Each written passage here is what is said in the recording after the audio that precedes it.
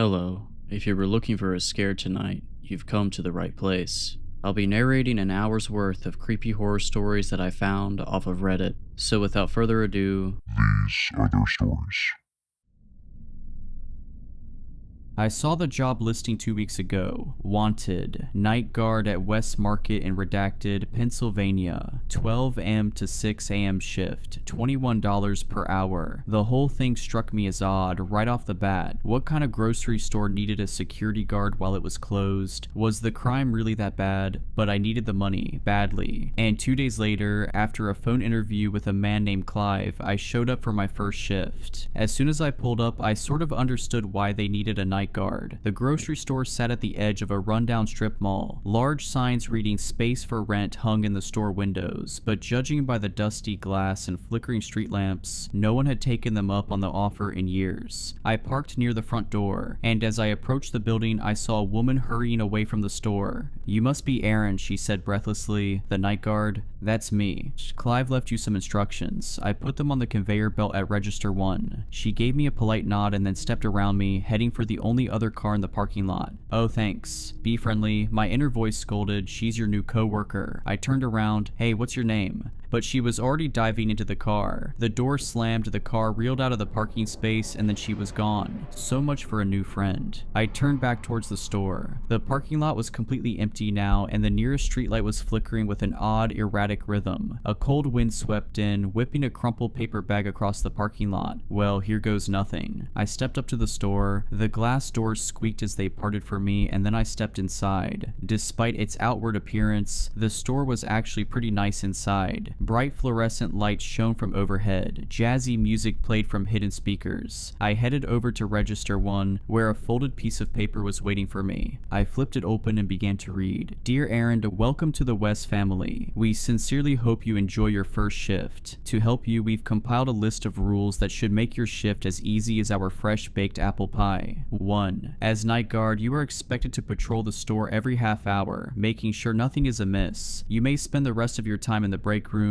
at the back of the store, monitoring the security camera feeds. 2. Do not go down aisle 7. Do not look down aisle 7. 3. If you hear a knocking sound coming from within the freezers in the frozen food aisle, ignore it. 4. If you see a shopping cart that hasn't been put away, please return it to the shopping carts at the front of the store immediately. 5. Do not be alarmed if you find a pool of blood in the meat aisle. Sometimes our meat packages leak. Simply head to the storage closet, get the mop and bucket, and clean it up. However, do not step in the puddle or touch it in any way. 6. If you see a woman in the store, immediately go to the break room and stay there until she leaves. Do not call the police or report a break-in. Do not make eye contact with her. 7. The music we play throughout the store is a pre-recorded disc of instrumental jazz. If the music ever stops, immediately go to the break room and stay there until it resumes. And 8. Do not, under any circumstances, end your shift early. Thank you so much, and again, I hope you enjoy your shift. Clive. I stared at the rules, rereading them slowly. They were so weird. A woman in the store, avoid aisle 7. I'd never been given instructions like this, even when I worked as a bouncer at a nightclub in a bad part of town. Maybe it was a test. They wanted to see how well I could follow instructions, no matter how absurd they were. I looked up at the security camera, staring down at me from the corner. Okay, challenge accepted. I glanced at my phone, 12:06. Might as well get my first patrol out of the way now, before getting settled in. It was odd walking through the store when it was so empty and quiet. All the breads and muffins had been stored away somewhere. White, opaque plastic had been pulled down over the vegetable display to keep the cold in. When I got to the end, I made a right into the meat section. Sheets of plastic had been pulled over the meat coolers too. I saw flashes of red through the gaps, of massive ribeye and sirloin steaks, big slabs of meat with the bone still intact. I averted my eyes. While I wasn't a vegetarian, I never really liked the sight of raw meat. I turned instead to the aisles. Aisle 3, pasta and sauces, all lined up on the shelves, glinting in the fluorescent light. Aisle 4, cookies and snacks. Aisle 5, aisle 6. Oh right, I wasn't supposed to look at aisle 7. I forced myself to look down at the floor. Yeah, it was stupid, but they told me not to look. In the off chance they were going to check the CCTV footage later to grade my performance, I was going to follow every rule. I continued further into the store. A few minutes minutes later, I found the break room, a nondescript brown door with a little square window cut into it. I took note of its location for later. As soon as I was done with this patrol, I was going to break out my laptop and finish watching Friday the 13th 4. And then I was at the west end of the store, the frozen section. I turned down the aisle, heading back towards the front. That's when I saw it. A shopping cart parked askew in the middle of the aisle. I huffed. Of all the rules, this was the one that annoyed me the most. I was hired to be a security guard, not a cleanup crew. Wasn't it the employee's job to put all the carts away at closing time? Sign. I began pushing it towards the front of the store. The wheels rolled smoothly underneath me. The jazz music played softly in my ears. I turned the corner and walked past the cash registers, heading towards the front door. That's when I heard it. A soft sound, barely audible over the jazz music. I stopped, straining my ears to listen. Several seconds of silence went by, and then I heard it again. It sounded like someone crying. The hairs on my neck stood on end. There's no one in here. The door's been locked the whole time. Unless a customer had accidentally stayed past closing time. Maybe that employee, the woman I'd run into in the parking lot, didn't notice them, and locked up before they could get out. "Who's there?" I called out, a wailing sob in response. My heart plummeted. It sounded like a woman or possibly even a child. "I'm coming," I called, breaking into a run. "Where are you?" They didn't reply. They just kept sobbing. I frantically continued in the direction of the sound, calling out to them, telling them everything would be okay. But then I stopped dead. The sound, it was coming from aisle 7. Do not go down aisle 7. Do not look down aisle 7. The rules had been very clear about that. I stopped just short of the aisle, next to an end cap display of mayonnaise, and carefully positioned myself so I was hidden. "I'm going to help you," I called out. "Can you tell me what happened?" They finally spoke, but they didn't answer my question. Help me," the voice cried through more sobs. "But please." I wanted to step into the aisle. My foot was already halfway off the floor, ready to run in there and comfort them. But something stopped me. A gut instinct, a little alarm bell going off in my head. Because out of all the aisles, what were the chances this person would be in aisle 7? And besides, they were safe. They were in an empty store with me. It's not like they were in a dark alleyway in the middle of the night. "Come out of the aisle," I called, my voice shaking a little. "Then I'll be able to help you." "Please," the voice replied. "Help me." This is stupid. Clearly some person got stuck in here after closing time, and they're scared. Just go into the aisle and help them get home. But there was another part of my brain, the instinctual lizard brain part, and it was screaming at me to not move a muscle. "Do you need me to call someone?" I tried. "Your parents or family, the police?" Help me," the voice pleaded again. The "help me," it sounded the same each time they said it. A little stutter at the beginning, an emphasis on me. It almost sounded like a recording or some AI generated thing looping over and over. It didn't sound natural. "Come out of the aisle," I shouted. "Come out and I'll help you." The sobs got louder, faster, hysterical. "Help me," the voice pleaded again in a desperate tone that made my stomach twist. I stood there, pressed against the mayonnaise display. Listening to them sob was making my stomach flip-flop, even if it did sound slightly unnatural. I could call the police, I thought. They'd know what to do. Except I'd left my cell phone with my backpack at cash register 1, and getting it would mean crossing aisle 7. The rules didn't say anything about walking past aisle 7. They just said I shouldn't go down it or look down it, and I couldn't just stand here and do nothing. What if it really was someone who needed help? A child who'd sprained their ankle and couldn't get up?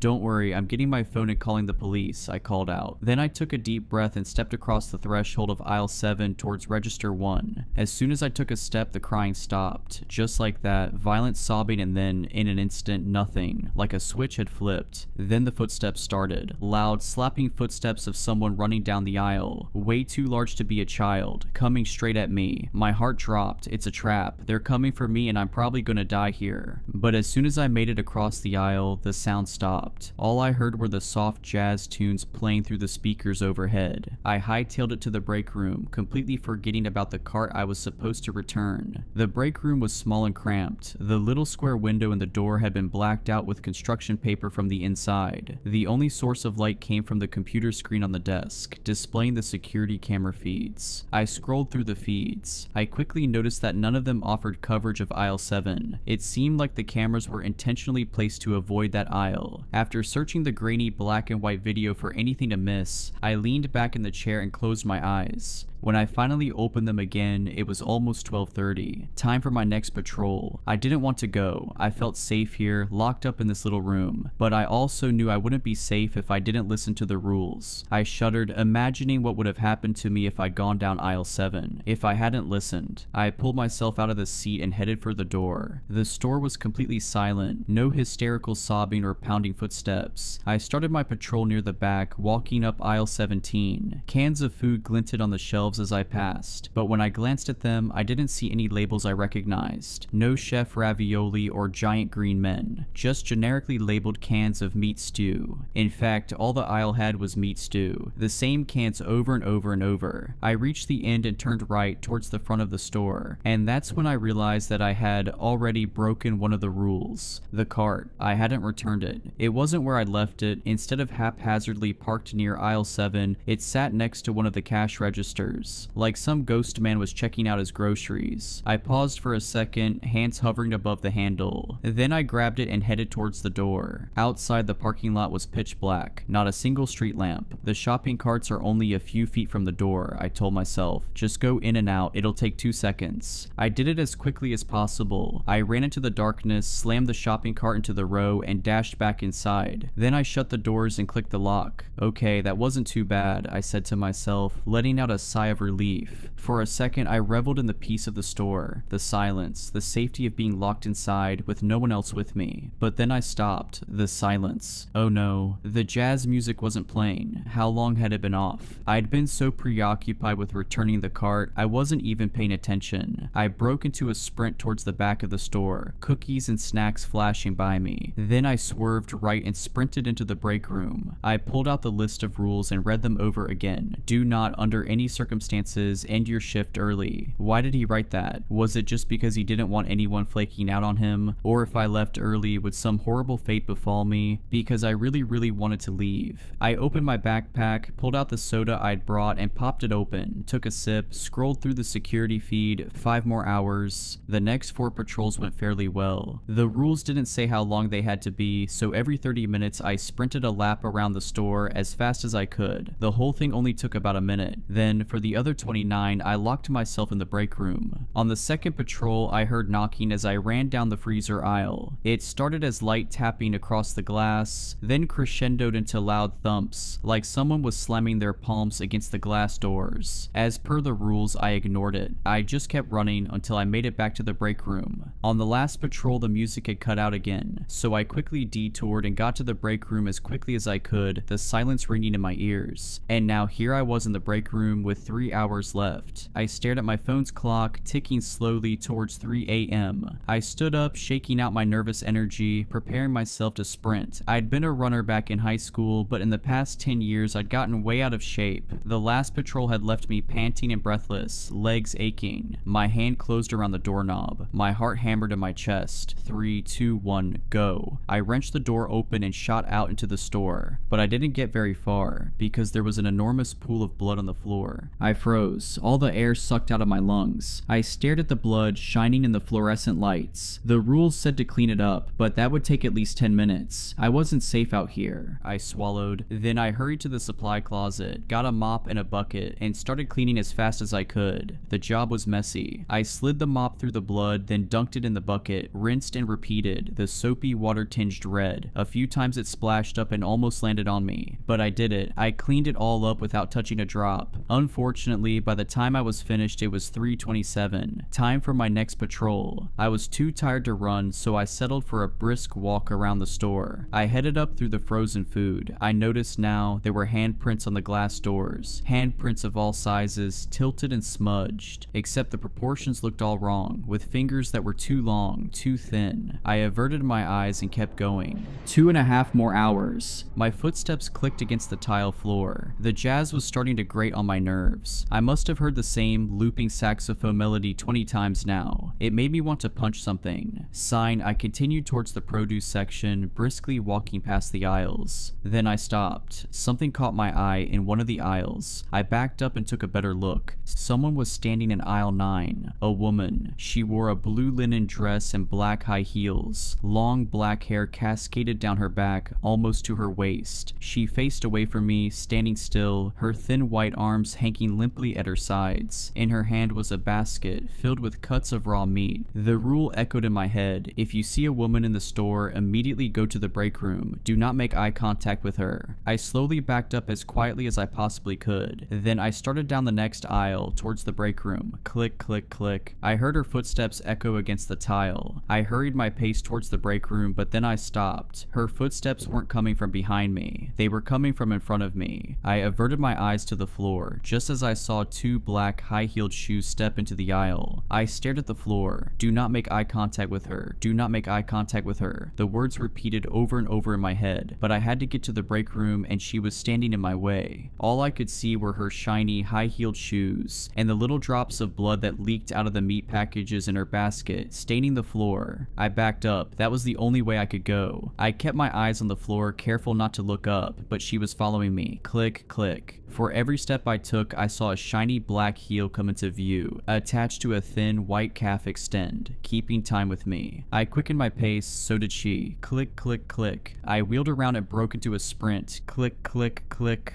I ran down an aisle at random and sprinted towards the break room, but then halfway down the aisle I stopped. A shopping cart was parked across the middle of the aisle, blocking my way. Not just one cart, several of them, stacked up in a teetering tower that was nearly as tall as the aisles themselves. I was trapped. I backed away, my heart pounding. Click. Slow, methodical footsteps, coming towards me slowly like a cat stalking its prey. I took my chances. I turned around, sprinted back out into the open, and stepped into the next aisle. Oh no, I knew it instantly. A tattered lump of gray clothing and sickly pale blue skin sat on the floor. The person, the creature, the thing folded in on itself in a pose reminiscent of a crying child, but it obviously wasn't anything resembling a human with its strange lumps and appendages and complete lack of head. I'd stepped into aisle 7. I immediately reversed direction, but not before the thing unfolded itself and began to move towards me. I whipped around and screaming sprinted down the next aisle. Miraculously, I made it to the end in one piece. I veered sharply left towards the break room. Almost there, almost there. My hand hit the doorknob. I wrenched it open and dove inside. Then I collapsed in the chair, panting. I sucked in a breath, staring at the locked door. Am I really safe in here? Technically, the rules never said I would be safe. Maybe staying in here only decreased my chance of death. I turned my attention to the security camera feed on the monitor. It showed the middle of the store, and from what I could see, the aisles were empty. No trace of the woman. I switched to the next feed. The produce section empty. I switched to the next one. I jumped. She was standing right there, in front of the break room door. She stood so still the image could have been a photograph, except for the blood slowly dripping from the meat in her basket. I swallowed and glanced away from the monitor, at the door. My heart slammed into my ribs when I saw her shadow under the door. Go away, please go away, I pleaded in my mind. The shadow of her head in the window tilted, as if contemplating her next move. Now I knew why the window had been covered. I forced my eyes away and looked back at the screen. She was still standing there, except there was something different about the way she was standing. I squinted at the grainy black and white image, trying to figure out what was going on. When my eyes finally fell on her heels, I realized. They were facing forward, but I was still looking at the back of her head, at the long black hair cascading to her waist. Either her hair was hanging over her face, or she'd turned her head all the way around. It must have been 20 minutes before she began to walk away from the door. I couldn't tell if it was just the low frame rate of these crummy cameras, but her movements looked jerky, her body lurching with each step. It made me sick to watch. When she disappeared from the screen, I let out a breath of relief. My hands and legs were shaking, weak. Okay, think. The rules said to wait until she left. All I had to do was watch the feed by the front door. As soon as I saw her leave the store, I'd be safe. After a few minutes of sitting there, waiting for my heart rate to return to normal, I forced my fingers back to the keyboard. I pressed the arrow key to move to the next feed, then the next and the next, looking for the camera at the front of the store. Number, her face. Her face filled the entire screen. Her eyes filled me with horror. They were pure white, no pupils, no irises, just pure white eyes threaded with spidery veins. I screamed and jumped back. Then I shut my eyes. The rules said don't make eye contact. Did that count? Through the screen, I let out a terrified shuddering wail and covered my face with my hands. My entire entire body shaking. When I finally took a peek through my fingers, I saw her, rapidly scaling down the wall, away from the camera on the ceiling like some kind of spider. Then she pushed through the glass doors and disappeared into the night. She left. I was safe. Or as safe as I could be in this cursed grocery store. I glanced at the clock. 3:58 a.m. Time to patrol. I really didn't want to, but I forced myself to swing the door open and run as fast as I could through the store. I saw shopping carts stacked in teetering towers, heard hands pounding against the freezer doors, saw little spots of blood on the shiny tile from the woman as she'd stalked me, and then a minute later I was done. I locked myself in the break room and for the first time in years began to sob. The remaining patrols went by without incident, though I did hear more sobbing from aisle 7 and more banking from the freezers. And then the hour had come, 6 a.m.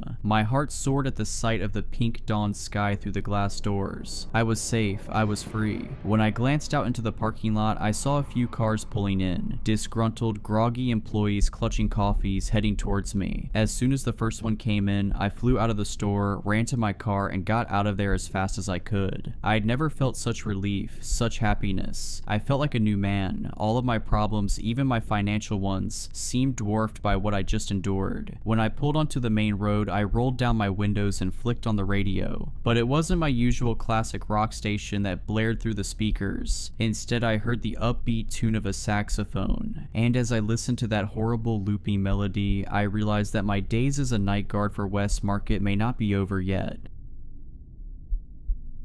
I can barely remember what life was like before we found the game that June night. We were 6 high school kids bored out of our minds, trying our best to fill the void. Most of us had part-time summer jobs, but we were hesitant to spend money on anything. We all hoped to save for college. After what felt like hours going back and forth on deciding what to do for the day, we took a walk around our suburban neighborhood. It was the end of a yard sale day and most people were packing up and heading inside. A few people still remained outside eager to sell. We didn't really have the intention to buy anything, but I still combed through the last pieces of used crap people set out. I always think I'm going to find some kind of amazing treasure, but always end up questioning my purchases hours later. I found myself digging through a shoebox full of old board games. I thought I might be able to find a new game for all of us to play. I also figured since it was the end of the day, I might get it for super cheap. At first, I only saw games that looked in too bad of shape to even buy. That, or it was a game I knew my friends wouldn't want to play. I've always been a board game fan, but not so much my friends. I had to beg them for months to play D&D with me, and they were only willing to play it for my birthday. I'm always trying to find new games that might interest them. I was ready to give up, but then I saw a game at the bottom that I'd never heard of. Tasks with Friends with the tagline, "The game you and your friends will never want to put down." The box looked colorful and pretty worn out, but not so bad that we couldn't play with it. It just looked well loved. I tried to open it up, but the sides were taped down.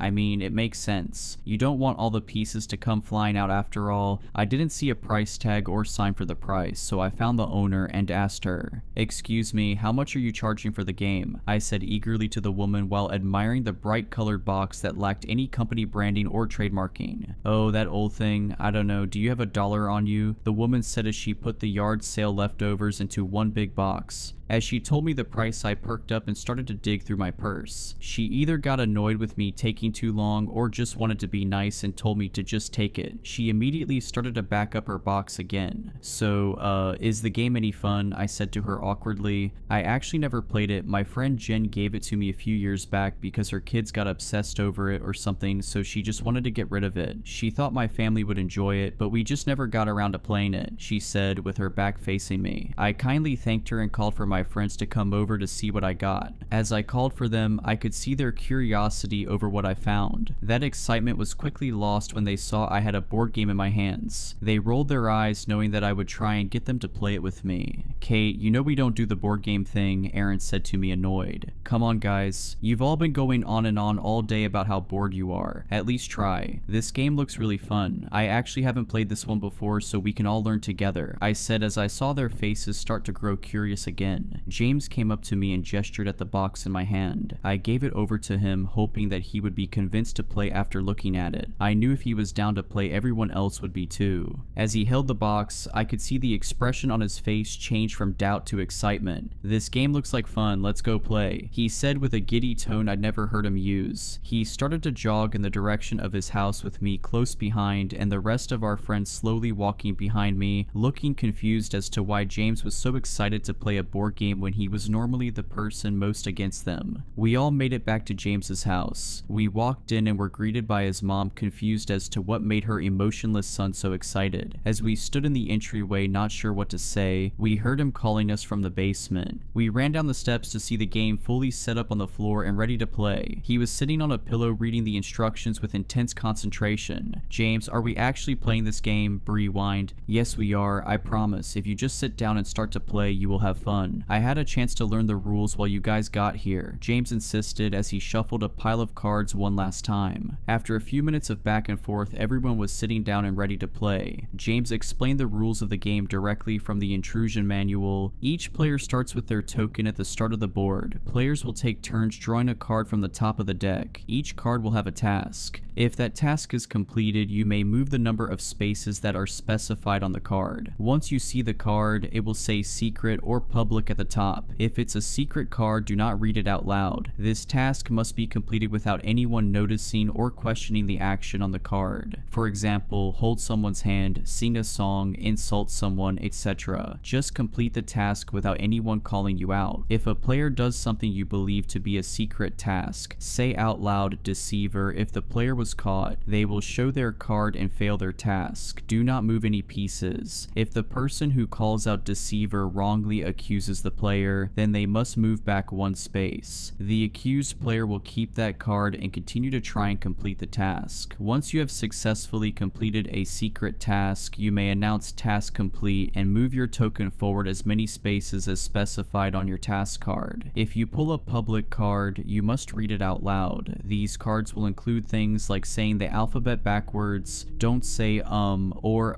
until your next turn, singing a karaoke song, playing dead for 1 minute, etc. Some cards have time limits and specific instructions. Every card will clearly state the task. The player who gets their token to the end of the board wins. The game will start with the player who lied last drawing a card. Take turns drawing one card at a time, with the person to your right going next. Have fun. James folded the paper instructions up and sat them by his side, asking if anyone had questions. No one said anything. It seemed like they all understood the game fine. Or maybe they just didn't care yet. "Alright, let's get the game started," James proclaimed, but was met with blank stares. "Come on guys, I just read the rules. You should know how the game starts. We have to start with who lied last." Everyone remained silent. No one wanted to say their last lie. "This is so dumb, I guess I'll go. I told my mom that Henry wasn't hanging out with us when I left the house. There, I'll go first," Bree blurted out as she leaned forward to grab a card. As she looked at it, she rolled her eyes. "This is so dumb. Why are we playing this game?"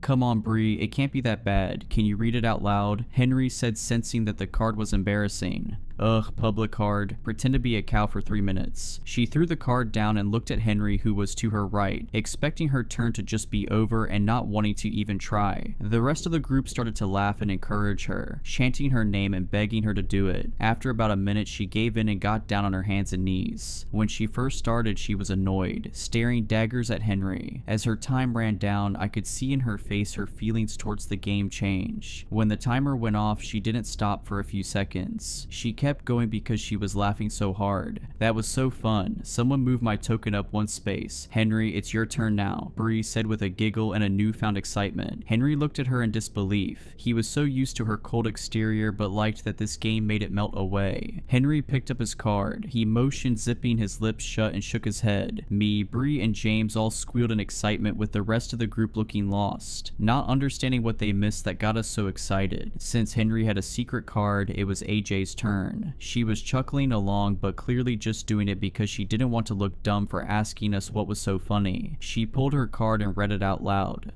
It's a public card, she said with a dry tone, trying to gauge the room and observe everyone else as they celebrated her public card. It says I have to do jumping jacks until my next turn. As she stood up, everyone in the room cheered her on except for Aaron. As she got to her feet, she paused and looked over at Aaron. I can imagine he felt like the only sane person in the room and wasn't sure what was going on. After a second of hesitation, she started her jumping jacks. Aaron looked around at us, eyeing him down desperately, waiting for him to read his card. By the time he finally picked up his card, AJ had started to laugh while doing her jumping jacks. Sorry, it's a secret card, Aaron said nervously as everyone wiggled with happiness. Well, looks like it's my turn, I said as I leaned forward but was cut off by Henry quickly standing to his feet and lunging towards AJ, tackling her to the ground, interrupting her jumping jacks and making a loud thump as they hit the ground. Henry, what the hell are you doing? What's wrong with you? Aaron yelled in a serious tone that turned into him trying not to laugh by the end of the sentence. I'm calling a deceiver on that tackle, Henry, Bree stated with a laugh. Okay, you got me, Henry said while still laying on AJ from his tackle. They both smiled over the event even though it clearly hurt when they hit the floor. But you have to admit that one was tricky. I tried to start my turn again but was interrupted by Aaron. Ha, task completed. I yelled at Henry and didn't get caught. I get to move 2 spaces, he said as he smugly moved his token 2 spaces on the game board. We kept playing the game for hours. We finished the first game and everyone wanted to play again, and again, and again. I looked around at them in disbelief. It felt impossible that all my friends were enjoying a board game. It was a dream come true. After years of begging, finally. Normally at hangouts like this by 10 p.m., Bree and Henry would wander off to make out in some closet, AJ goes home to sleep, and Aaron, James, and I are left to awkwardly try and find something to do with just the 3 of us. It got to be 2 a.m. and we were either exhausted or our parents calling us telling us to come home or we would be in serious trouble. We all went back to our houses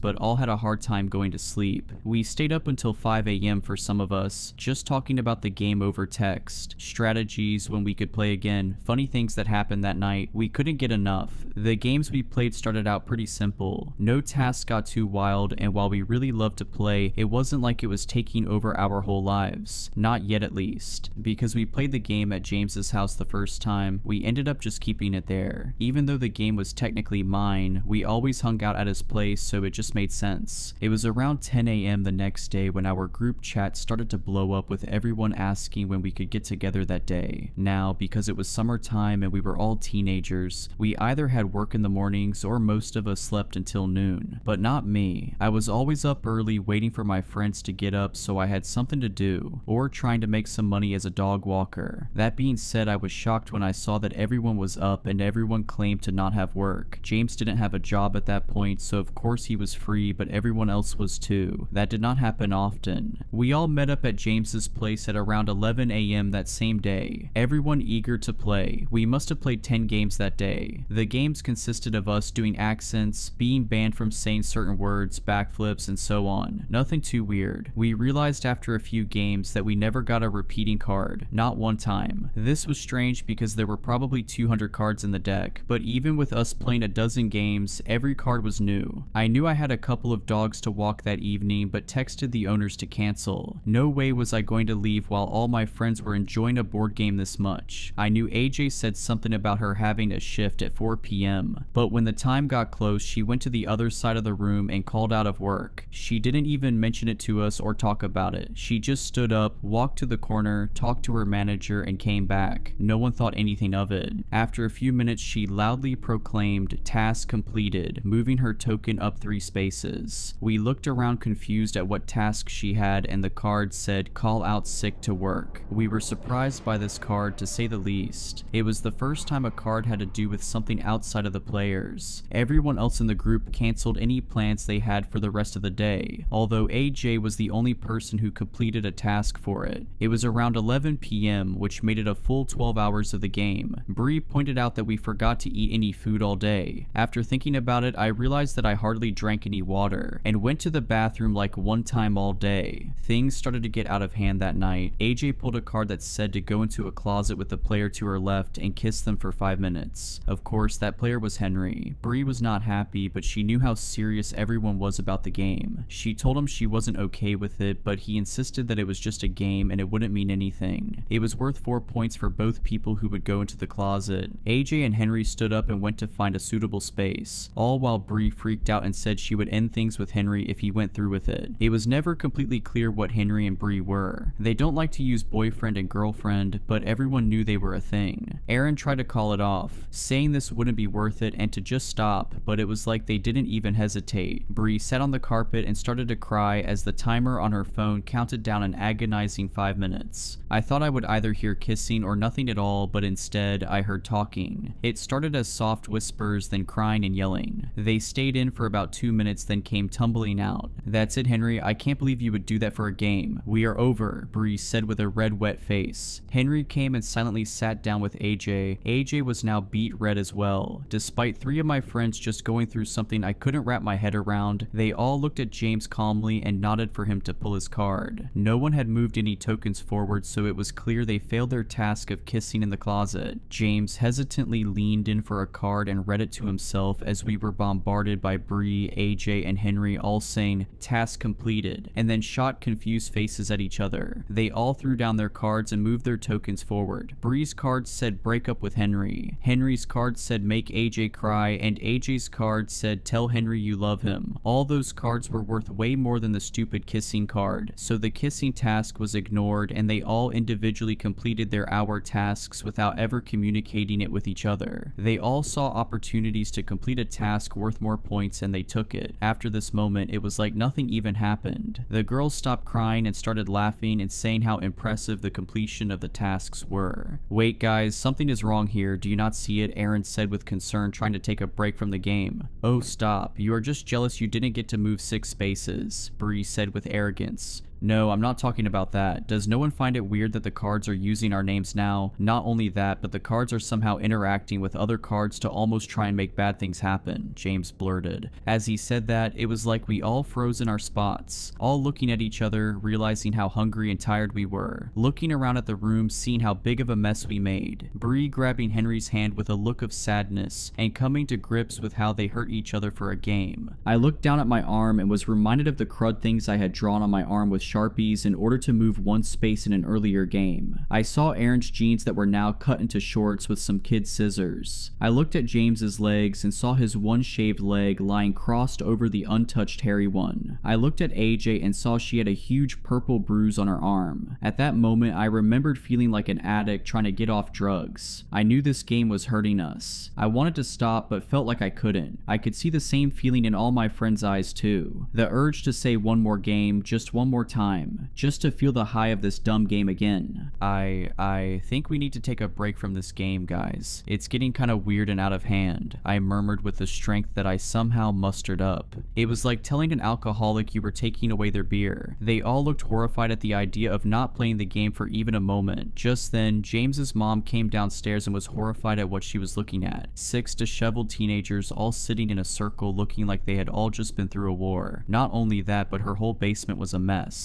"James, what the hell happened to your leg? Are you all playing that dumb game again? I can't believe this. Everyone out of my house. James, you are grounded," his mom shouted with rage in her voice. We all ran out of his house, not saying a word to each other, just trying to get home and get some food. As I sat in my kitchen with my long sleeve sweatshirt covering my now inked up arm, I tried to eat a sandwich I made myself. I was starving. I could feel and hear my stomach growling, but my need to play the game was so much stronger. So strong I didn't even want to eat. I sat at my dining room table staring at that sandwich for what felt like an eternity, telling myself that I needed to eat and I'd feel better if I did, but somehow the thought of the game was taking up all my energy. I was holding back the urge to text my friends. It took every ounce of self-control I had left. I felt my phone buzz in my pocket and I involuntarily grabbed my phone so fast it was in my hand before I could even think about it. It was James in our group chat. Hey guys, so do you think that was a long enough break? I think I can find where my mom put the game and bring it to that old treehouse back behind Mr. Baker's house. I couldn't hold back anymore, I had to play again. Before I knew it, I was sneaking out of my house trying to remember where the old treehouse was. As I ran through the neighborhood, my phone lit up with texts from my friends saying they were on their way. After running around for a while, I found the treehouse. I couldn't believe I had such a hard time finding it considering how much time a few of us used to spend in it during middle school. I could hear all their voices sounding annoyed as I was the last one to get there. I climbed up the old wooden ladder to find all my friends sitting in a perfect circle, barely able to see the board or each other. It was around this time something strange happened within the game. It wasn't about winning the game necessarily, it was about playing as many games as possible and completing as many tasks as we could. If anyone won a game or finished a task, everyone felt a high, not just the winner. Because of this, players stopped calling each other out for trying to complete secret tasks, so people stopped being so secretive to complete secret tasks. They still kept them a secret because it was a rule of the game, just no one called them out. This made us all more ruthless. I sat down on the hardwood in between Bree and James. Our next game began. AJ drew a card first and it was a secret card. She didn't seem giddy, she looked flushed and scared. In fact, it felt like the mood had shifted with everyone. We weren't laughing our butts off anymore, we were terrified to stop playing. It was something in our guts that made us have to play, like a virus growing in us, desperately trying to get out. Next, Aaron drew a card and read it out loud. Hold your breath for 5 minutes, he whispered with confusion. How am I supposed to do that, he said, trying to not get worried. It's not that the card was all that bad, it's that he knew he would stop at nothing to make it happen. He told us to keep playing the game while he did it and got a timer up on his phone. He took a few deep breaths, then held his nose shut and became extremely focused, not making eye contact with anyone. Next, it was James's turn. He had a secret card and didn't show much emotion towards it. Next, Bree nervously took a card and yet again, it was a secret card. In fact, we all drew a secret card until it was Aaron's turn again. It had been about 45 seconds and he was really focusing and we didn't want to make him draw a card while trying to finish his task. As we sat and watched our friend become more and more red from holding his breath, we found ourselves in complete silence. Other than the wind weaving its way through the trees outside and the soft sound of crickets in the distance, we all just stared at each other, terrified of what was on those secret cards. I knew I had to use every little bit of self-control I had left in my body to not try and complete the task on my card. I was betting that's why everyone was being so quiet. They all had tasks that they didn't want to do but felt the uncontrollable urge to do it. My card said that I needed to remove one of James's fingers by any means necessary. It was worth 10 points. I couldn't believe I wanted to complete it so badly, but I was frozen figuring out how to do it. As I stared at him, I noticed he was looking over at Bree. I figured that his card had something to do with her. It seemed like everyone was fixated on someone else. I glanced down at the timer Aaron had and I was amazed to see he had been holding his breath for almost 2 minutes. Just as I was about to comment on it, chaos broke loose, everyone jumping onto someone else, making it one big pile of people viciously grabbing each other. I didn't read their cards myself, but it was clear by their actions what their tasks were. Of course, as you know, I was going for James's fingers, but James's was ripping at Bree's ear, Bree was pulling Henry's hair out, Henry was tearing at AJ's neck, and AJ was trying to open my mouth to get my tongue. For a solid 30 seconds, we were all attaching each other when Aaron passed out from holding his breath. This seemed to snap us out of our trance for a bit. We ran over to our friend and checked his pulse. After we realized he was still breathing, we got lost in the game again and all jumped on each other to keep brutalizing one another. Just as I got my teeth around James's pinky finger, we saw a bright flashlight coming through the cracks in the treehouse and froze. A police officer popped his head through the bottom entrance to the treehouse and looked at us in horror. He saw Aaron out cold in the corner alone with the rest of us in a pile of blood and ripped out hair. The officer grabbed us one by one and practically threw us to the ground where another officer put us each in handcuffs. We had hours and hours of questioning that night, but we were all released by sunrise. No one was badly injured, just a lot of cuts, bruises, and a few patches of hair missing. Even Aaron was okay. Honestly, Aaron made it out in the best shape. We all got grounded for the rest of the summer. All the parents agreed that we needed to stop spending time together because they insisted on us having some beef between us all. None of us mentioned the board game was at the treehouse that night because we didn't want them to take it away from us. We knew we had to play it again. However, they caught on to it and banned us from ever playing it again. We spent the next 3 weeks of summer miserable. Each one of us tried to fill the hunger to play the game by playing other board games or attempting to remake it, but it wasn't the same. It was the night before school started started and I got a message from James through Skype. Our parents banned us from talking to each other, but it seemed my parents and James's parents forgot about Skype. He told me I had to come over right now. I managed to hop out my window and ran for James's house. I got to his house in what felt like record time and jumped down the fire escape to the basement. There I saw the rest of my friends all sitting by the fireplace weeping. As I got closer, I saw they were covered in ash. I saw tiny little bits of what was left of the game lying out on the ground. She burned it, my mom burned it, James said in between tears. Everyone was desperately trying to find any pieces that were left of our precious game. Some of them rubbed the ashes of the game on their faces and arms to try and feel something again. As I watched them, I saw something in the corner of my eye. I looked over to our normal hangout area and saw it. I saw the board game sitting out, not just the box, but the whole game was out and ready to play.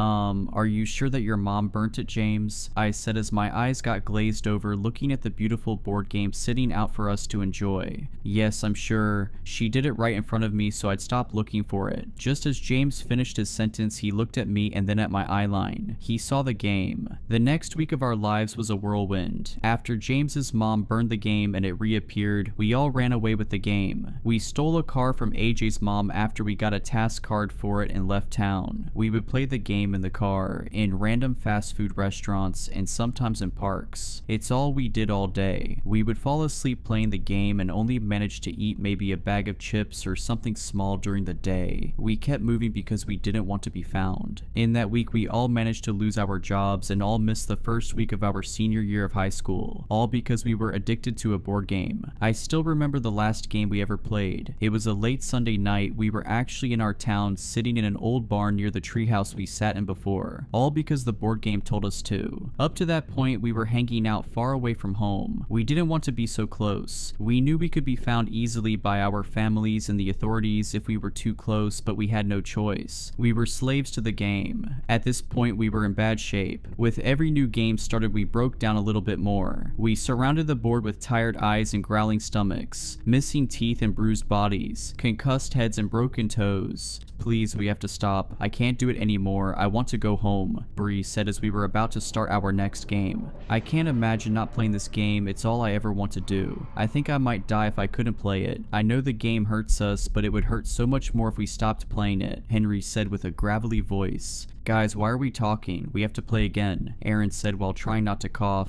I know we have to. I've never hated something and loved something so much in my whole life, Bree remarked. We started the game with shaky hands, moving slowly and holding our breath whenever someone looked at their card. J went first. She reached down and picked a card, cringing to herself after reading it in her head. Next was Bree. She rolled her eyes and she read off the words. Public card, waterboard the player to your right for 5 minutes. Both players move 8 spaces, Bree timidly said as she glanced at James sitting next to her. I can't say we really knew how to waterboard someone, but we laid him on his back with his legs elevated and dripped water over him. We let him take a card for his turn before Bree started the waterboarding, so we didn't have to wait for 5 minutes for them to be done. His card was a secret card. We continued the game with the awful background sounds of gagging and choking. Next, it was Aaron's turn. He read his card and winced. He closed his eyes tight and opened them again, as if he was hoping he was in a dream. As he opened his eyes, he slowly looked at all of us, making eye contact with each one of us. Just then, James was done being waterboarded and he and Bree came to join us. I was so glad they were done, not just because I was sick of the sounds, but because it meant they got to move 8 spaces. Aaron stood to his feet slowly. I prepared myself because I figured he was about to hurt us. In an instant, he ran out of the barn and into our stolen car. We all looked around confused as to where we went, but kept playing the game as he drove off.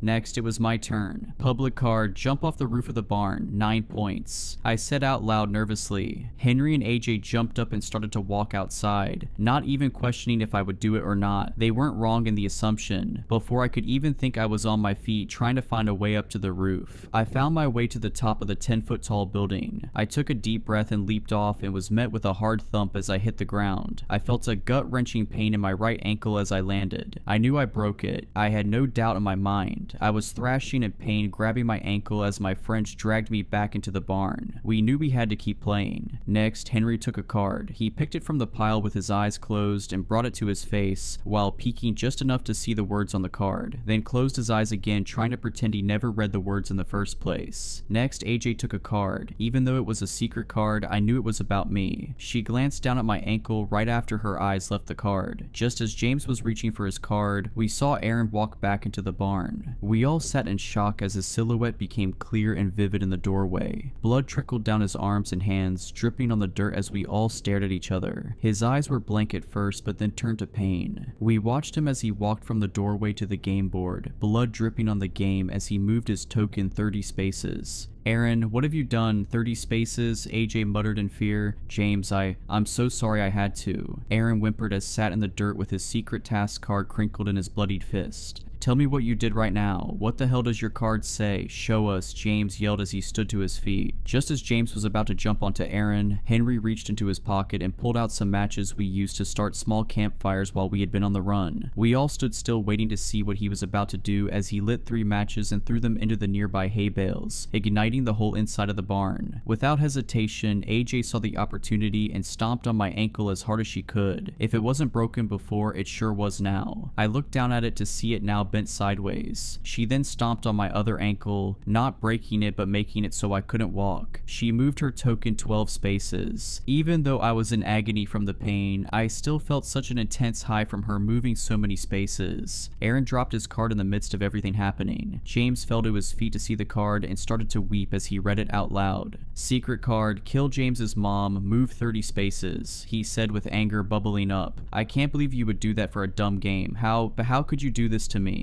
I couldn't control myself. Come on, you know what I mean. I couldn't control myself. Don't do anything you will regret. Aaron said cautiously. Oh, I think it's a little too late for not doing things we regret, James said as he jumped onto Aaron, choking him with all his strength. It seemed at that moment he was able to break free from the control of the game. He wasn't feeling the high of someone else completing a task. He just felt hate, red hot hate. I was overwhelmed to say the least. The barn was in flames. James was trying to kill Aaron, and to make matters worse, AJ out of nowhere jumped up and dug a pocket knife into Bree's stomach. Now Bree and AJ were in a fighting match too. Henry and I sat across from each other in disbelief at our surroundings. He looked at me with death in his eyes as he reached for a card. It wasn't even his turn, but I don't think he cared anymore. He knew the others would be occupied for a while. The fire was getting bad. I knew I had to get out of that barn as soon as I could. Because of the damage done to my ankles, I couldn't walk, so I dragged my body out of the barn, taking the game with me. I made it a few feet and looked back to see Henry not moving. He set his card down on the board before I started to drag it with me, and I read it as I continued to crawl. Secret card, let the fire overtake you. Move your token to the finish line and win the game. I was able to get out of the barn with the board game in hand. I sat and watched as the flames overtook Henry. He didn't even flinch when he caught on fire. As I saw it happen, I moved his token to the end space so he could win the game. I felt an intense high overtake my body as the game was complete. Only a few moments after Henry caught fire, the whole barn came down, with all my friends in it. I looked at the burning barn and then back down at the game. I'm ashamed to say that my biggest worry was not knowing who I play with now. I hate myself for thinking that, but that's how all the game is. I tried to start a new game by myself and drew a card, but that's when I saw the sirens of police cars and fire trucks pull up next to me. I was immediately surrounded by people trying to give me medical attention, taking me away from my game. I scratched and threw my body around like a toddler not getting their way. I remember them giving me some kind of sedative and waking up in the hospital. I was the only person to make it out alive that night. All I could say to the doctors and my parents was that I needed the game, that I had to play the game. It was the only meaning to life. It was the only reason I had to live. My parents got me a great lawyer, and I got out of everything by pleading insanity. Our families all knew the right people and had the right money to ensure the word never got out about the deaths. They even managed to make the death of James's mom disappear. When they told me my friends were all dead, I didn't have much of a reaction. I just kept asking where the game was. When they eventually told me the game was was gone and never coming back, that's when I lost it. They had to put me into restraints because I kept hurting the hospital staff from my meltdowns. I started to threaten the staff and told them all the horrible things that would happen to them if they didn't get that game back to me. I eventually ended up in a psychiatric hospital. I yelled and screamed so much that I never had my voice. I hardly ever slept because all I thought about was the game and how I craved to play it again. My skin was red and torn up from my insistent picking due to the withdrawals. After months I felt numb. Maybe from all the drugs they pumped me up with, or perhaps I was so used to the withdrawals I didn't feel it as much. It still felt like I had an uncontrollable urge inside my bones, but I was able to hide it. They then sent me home after a while. I knew I had to mask my emotions for the game, pretend I didn't care anymore, even if it killed me inside to say it out loud. I walked into my bedroom and I felt like I was being treated like a baby. My old bed frame was gone and it was just the mattress on the floor. All my sharp shelves were taken down, along with anything else I could possibly hurt myself with. I rolled my eyes but knew my parents had to make these changes for me to even come home. I sat on my bed and I looked around at my room, now with a doorknob that locked from the outside to keep me in, as well as bars on my windows. I searched my room desperately to find something to take up my mind. That's when I dug through my closet and I saw it. I saw that beautiful, colorful box that I came to know so well, just hiding in the back of my closet waiting to be found. I knew it came back the first time it was destroyed, but it was feeling like it was a one-time thing. But here it was, patiently waiting for me to come and play it. I ripped open the box, giving myself a paper cut in the process, and started to play the game by myself. With all that being said, I can finally say task completed and share what my first card said in that solo game. Secret card: spread the word about this game online so more people can join us. Move 20 spaces. So what do you say? Care to come join me for a game? I've lived with the voice for 11 years now. 11 years since I first heard the pained whispers drift up from the back of my mind. 11 years since the accident. I don't remember much from before the wreck. Probably about the same amount any person does from their first 7 years of life. But I do recall every detail of the day that everything changed for me. Maybe the trauma of it all seared it into my memories. My mother was driving me home from soccer practice and some of her hair was draped over the back of the headrest. I was seated behind her, and when she refused to stop for ice cream, I grabbed a handful of the blonde strands and tugged hard. Distracted for a moment by the sudden pain in her scalp and turning to yell at me, she ran a red light. I'll never forget the look of terror on the young woman's face in the other car as she was about to T-bone us, nor her screaming expression turning towards the back seat just before the collision. My father was on the board of the highest rated hospital in the city, and he ensured that we received the best surgeons and the best treatment. The passengers in the other vehicle, a young mother and her son, were not so lucky. Still, it was a miracle that I survived. The impact was right behind our car's driver's door, right where I was sitting. I should have been crushed, but I did not emerge completely unscathed from the incident. My face was shredded by broken glass and twisted metal, my larynx battered to permanently alter my voice, my eyes damaged such that I was declared legally blind. Though losing the majority of my sight was probably for the best, as I was unrecognizable. With extremely powerful glasses, I was able to see just enough of my reflection to recoil in horror the only time that I ever felt brave enough to look into the mirror with them on. My parents found me sobbing in the restroom and calling myself a monster that morning. A few days later, they told me that we were moving away, that they were wanting to avoid me having to return to school and the onslaught of difficult questions or cruel ridicule from the children that knew me before. Clear across the country, we went from west coast to east, leaving everything behind, including all of the photographs of me taken prior to the accident, which my mother and father explained they did as a kindness, to avoid any reminders of how I used to look. We were starting a new life, and they seemed intent on addressing the accident and my disfigurement from it as little as possible. In fact, it seemed at times that they wanted to pretend that it never happened. My mother sustained some superficial damage as well, but she became expertly adept at hiding her scars with makeup, and both of my parents refused to elaborate to anyone that inquired about my injuries other than to say we were in a car wreck, that I was a perfectly normal little boy whose physical wounds shouldn't define him, and that they would discuss it no further. Often, I appreciated their attitude as they worked fiercely to ensure that my childhood was no different than any other, but there were days that I wished they would at least be willing to talk to me about it. Like the night that I first heard the voice. 6 months after the accident, we were settled into our new home, and I wasn't quite yet adjusted to my surroundings, so it was not a surprise when I awoke in the pitch black of my room at some point in the middle of the night. Without my glasses, I wasn't able to see the numbers on the clock to tell me exactly what time it was, but the chirp of crickets outside my window and the absolute absence of light told me that it was well beyond my bedtime, and it wouldn't have much mattered if I could see the clock anyway, as I was unable to turn my head to face it. My body was frozen. No matter how much effort I exerted, I couldn't even wiggle a finger. I was petrified. My breaths came rapidly, and I tried to call out for my parents, but my vocal cords refused to vibrate, and then I heard it. "Who are you?" A childlike whisper grated through my head, a voice simultaneously familiar and completely foreign, originating from somewhere in the depths of my brain. "What?" I replied in thought, still unable to speak aloud. "You shouldn't be here." It sounded just as frightened as I was, trembling near to tears. Then, without warning, my left arm moved. Absent my command, or me willing it to do so, I felt it raise up off the bed and ball its hand into a fist. Open and closed, open and closed. The fingers curled in and out as if trying to grasp something in the air. "You shouldn't be here." The voice screamed at me, and in instinctual self-preservation, I yelled back at it in my mind, "Stop, leave me alone," willing it to go away with every ounce of strength in my tiny body, and my arm fell back to my side. Then suddenly, as quickly as it had come on, my paralysis lifted. Sweating profusely, I threw my covers off and ran for my parents' bedroom as quickly as I could. One small benefit to my new condition was that I could navigate much more easily in the dark than others. Most days I didn't even bother with my glasses as they gave me a headache, and I got very used to finding my way without the benefit of sight. The route from my room to my mother and father's was already memorized, and I was shaking them awake less than a minute after regaining my mobility. It wasn't easy for me to explain to them what had happened, as they were having to translate the hysterical words I managed to gasp out through fierce hyperventilation, but eventually they pieced together my story of the voice, and how I briefly lost control of my body. I expected that they'd be scared too, that they might even take me to the hospital, yet I was shocked when they barely reacted. It's not as if they were cold and uncaring, they did comfort me. My mother rubbed my back while my father described sleep paralysis, saying that that was very likely what I'd experienced, and they kept repeating that it was a perfectly normal thing. Even as a young child, I could tell there was something wrong with their logic. Dad noted that sleep paralysis could involve hallucinations, accounting for the voice, and a loss of motor function, accounting for me waking up frozen. However, it didn't elucidate how my arm had moved on its own, or the strange grasping motion it kept repeating. He had no answers for that, other than to tell me that I was okay, that I was safe, that the voice hadn't hurt me, and that the worst part of the experience was only the fear it induced. But he did warn me that it might happen again, and with his warning he tendered some advice. If the voice comes back and you find that you're not in control anymore, just do exactly what you did tonight, okay? Tell it to go away and that you're in charge, he said. And with no other guidance or plans on how to deal with it, when it did return again and again, that's exactly what I did. As I grew, I learned to live with it. Neither of my parents were willing to discuss it beyond that first night other than to reiterate my father's instructions, and it only infrequently impacted my existence. By the time I was 12, I had heard it on 9 different occasions, always at night, always awaking me from a deep sleep. The physical manifestations were identical each instance, complete immobility other than my phantom arm grasping at the air. But the phrases that wormed through my mind changed. Not fair, leave, your fault, stolen. However, every time it looped back around to, you shouldn't be here. And though on each intrusion I was able to fend it off by telling it to leave and that I was in control, every occurrence resulted in pure terror for me. No matter how many times my parents repeated that it was sleep paralysis and there was nothing to fear long term, I was still worried that one day it might take over for good, that one day I would become a passenger in my own body, especially considering that I didn't understand why it was happening. As I mentioned, I didn't have many memories from before the accident, but I was certain that it had never happened before then. I surmised that there must have been something about the wreck that triggered it, and it wasn't until 5 years after it happened that I first heard the term survivor's guilt. My mother was watching a daytime talk show and they were interviewing guests that had survived traumatic accidents, one of whom described something similar to what I was experiencing, a voice in their head nagging them for still being alive when others had died. Listening to their story, I found myself empathizing with them. Maybe subconsciously, I was punishing myself for causing the accident by distracting my mother. Maybe, you shouldn't be here was the voice telling me that I shouldn't be alive when it was my fault that other people weren't. But it wasn't a perfect fit for everything the voice said. What did it mean even when it told me to leave or said stolen. It was more difficult to view those words the lens of survivor's guilt, yet it was the best theory I had and the one that I carried until I was 15. Until I met my best friend Carl in freshman homeroom, the first real friend that I made after the wreck. He didn't care how disfigured my face was or that I couldn't see. A bit of an outcast himself, we quickly bonded and I shared everything about myself with him, including the details of how I received my injuries, and of the whispers in my head. My father had told me explicitly that I should never speak about the voice to anyone else. Really, he told me never to speak of it at all, but especially not to mention it outside of our house. However, I trusted Carl implicitly. He told me about his struggles at home, about his mom's drinking and his dad's neglect. I didn't think it fair to hold back any details of my life from him. So it was Carl that gave me my second theory on the origins of the voice, as he didn't agree that it was a simple case of survivor's guilt. He suspected an attachment. Carl was much more into the world of the dark and creepy than I was. He suggested that the spirit of the boy that had perished in the other vehicle may have searched for the nearest living body it could find after it had been ripped from its own and crept inside. In his words, inhabitation was a much better explanation for what was happening to me than survivor's guilt, and for the first time I considered that possibly what I was hearing wasn't a manifestation from my own mind but was someone else speaking with me. It would explain why the voice hadn't aged with me over time, why every night that it returned to me it still sounded like a scared and angry child, and I had to admit that every phrase the voice had uttered made more sense when viewed from that angle. We theorized that the boy's soul didn't understand what had happened to it, that on nights when I was particularly vulnerable, fast asleep and emotionally peaceful, it could push me aside and briefly gain control of my body, that it was confused and thought I was the intruder. Leave, stolen, you shouldn't be here. But though it illuminated why the voice might be saying some of the things that it was, our hypothesis also pointed to a grim conclusion. The boy wanted me out. My fear of one day becoming a guest within my own body grew. Previously, I'd worried that it was just my own brain that would disconnect its physical control from my mental directions. But now I pondered the frightful possibility that there was a spirit trapped within me that was actively trying to take over. However, in addition to the dread, the prospect also filled me with a deep sadness. As the voice had forcefully reminded me several times, it was my fault that it was in this situation. I had distracted my mother, I had caused the accident. It would still be happily residing in its original host if not for me. I asked Carl if there was anything we could do to try and free it, surmising that sending it on would be preferable for it than forever residing in an alien world. He recommended that we try a Ouija board, thinking that we could contact the imprisoned soul and help it comprehend what had happened, thinking we might even be able to get it to leave once it realized that it did not belong in this world anymore. Yet, over the next 3 years, we made more than 50 attempts to communicate with the spirit directly, resulting in more than 50 failures. No matter the time of day, the ambiance we set, the music, the scents, the incantations, the boy would not speak to us, but he still came to me at night. 8 more visits during those 3 years, each time angrier than the last. Leave, stolen, mine. And each time he became harder to push out, each time he held control for longer. Carl was sleeping at my house during the most recent episode, and was nearly killed when he attempted to stop the possession. He had awoken to the distressed noises of me struggling for power over my faculties, and saw my arm rise from the bed, making the repetitive, squeezing motion I detailed to him. Knowing what was happening, he tried to shake me from the trance, but was unsuccessful in rattling me free. And then I witnessed my own body attack him. Throttling blows landed on Carl's chest and face. I sprang from the bed and pinned him to the floor. Hands that I couldn't stop wrapped themselves around his throat and began to crush down on his windpipe.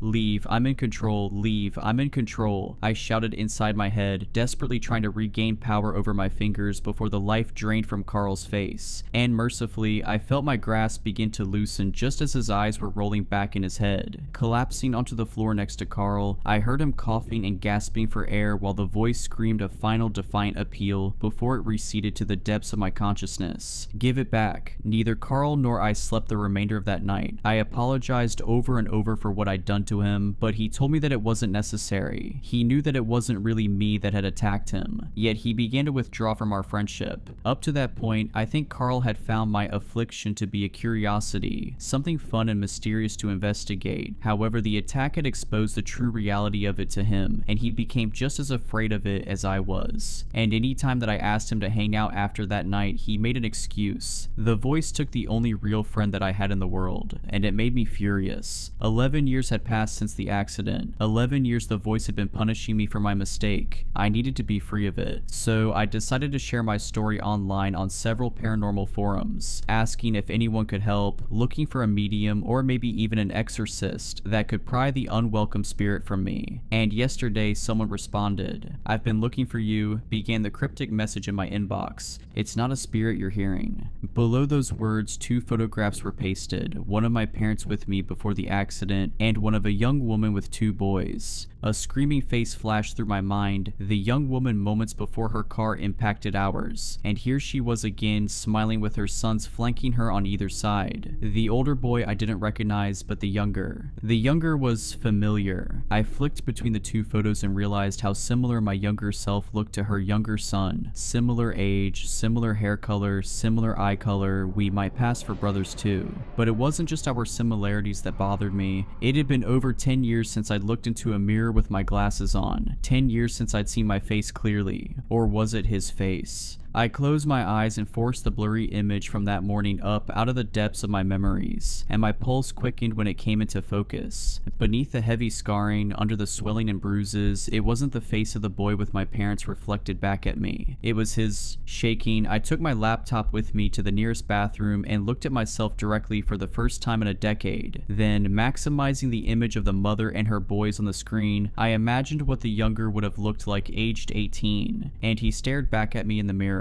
That moment, a splitting headache ripped through my skull, and I dropped to the floor. Grasping my head, I shrieked in pain while a series of images cascaded through my brain. I was seeing the accident again, though not from my perspective. I was seeing it from his. My mother's car flew into the intersection, and it was too late for his mother to stop. She screamed and reached for the back seat where he was seated, and he stretched forward with his left hand to grab her arm. He was closing his fist to squeeze it just as the impact threw her through the windshield, and an instant later, everything went black. He awoke in the hospital weeks later but was no longer the one in charge of his body. A new director had been installed. I'd been installed. The boy could hear my thoughts. He could see my memories. He knew an invader had taken control of his life, but he was powerless to do anything about it. And he watched as a man he didn't recognize shook hands with a surgeon, thanking him for saving his son's life, thanking him for being willing to perform such a radical procedure in order to do it. As the pain in my head began to wane and the scene from the hospital was replaced with the bathroom tile I'd toppled onto, I finally understood what the voice was. I understood what my father had done. I understood why my parents had never taken me to a doctor or to therapy to address the voice, why they had been so firm in their assertions that I'd tell it that I was in charge whenever it returned. They already knew what it was. In the boy's memories, it was a neurosurgeon that my father was shaking hands with. They were old friends. He was the one that saved my life, though he'd only saved part of me. The other boy hadn't perished that day, as they'd all lied to me. I had. All but my brain, which they transferred to the surviving boy's body. He wasn't the intruder. I was. Lying there on the cold bathroom floor, my mind reeled with the horrifying truth that it was now burdened with. I'd made the boy a prisoner in his own body. Sobbing, I pulled myself to my feet and looked again at the anonymous message that had shattered my reality. And I found a few more short sentences beneath the photos. "You killed my mother. You stole my brother's body. I will find you. I don't know what to do. I can't eat. I can't sleep. I crushed my glasses last night, never wanting to catch even a glimpse of my face again. I thought about trying to share control with my roommate, but beyond having no idea how to go about that, I'm terrified of what he'll do if I give him the reins, because now that I know for sure he's in there, now that I know the voice isn't survivor's guilt or a wayward spirit,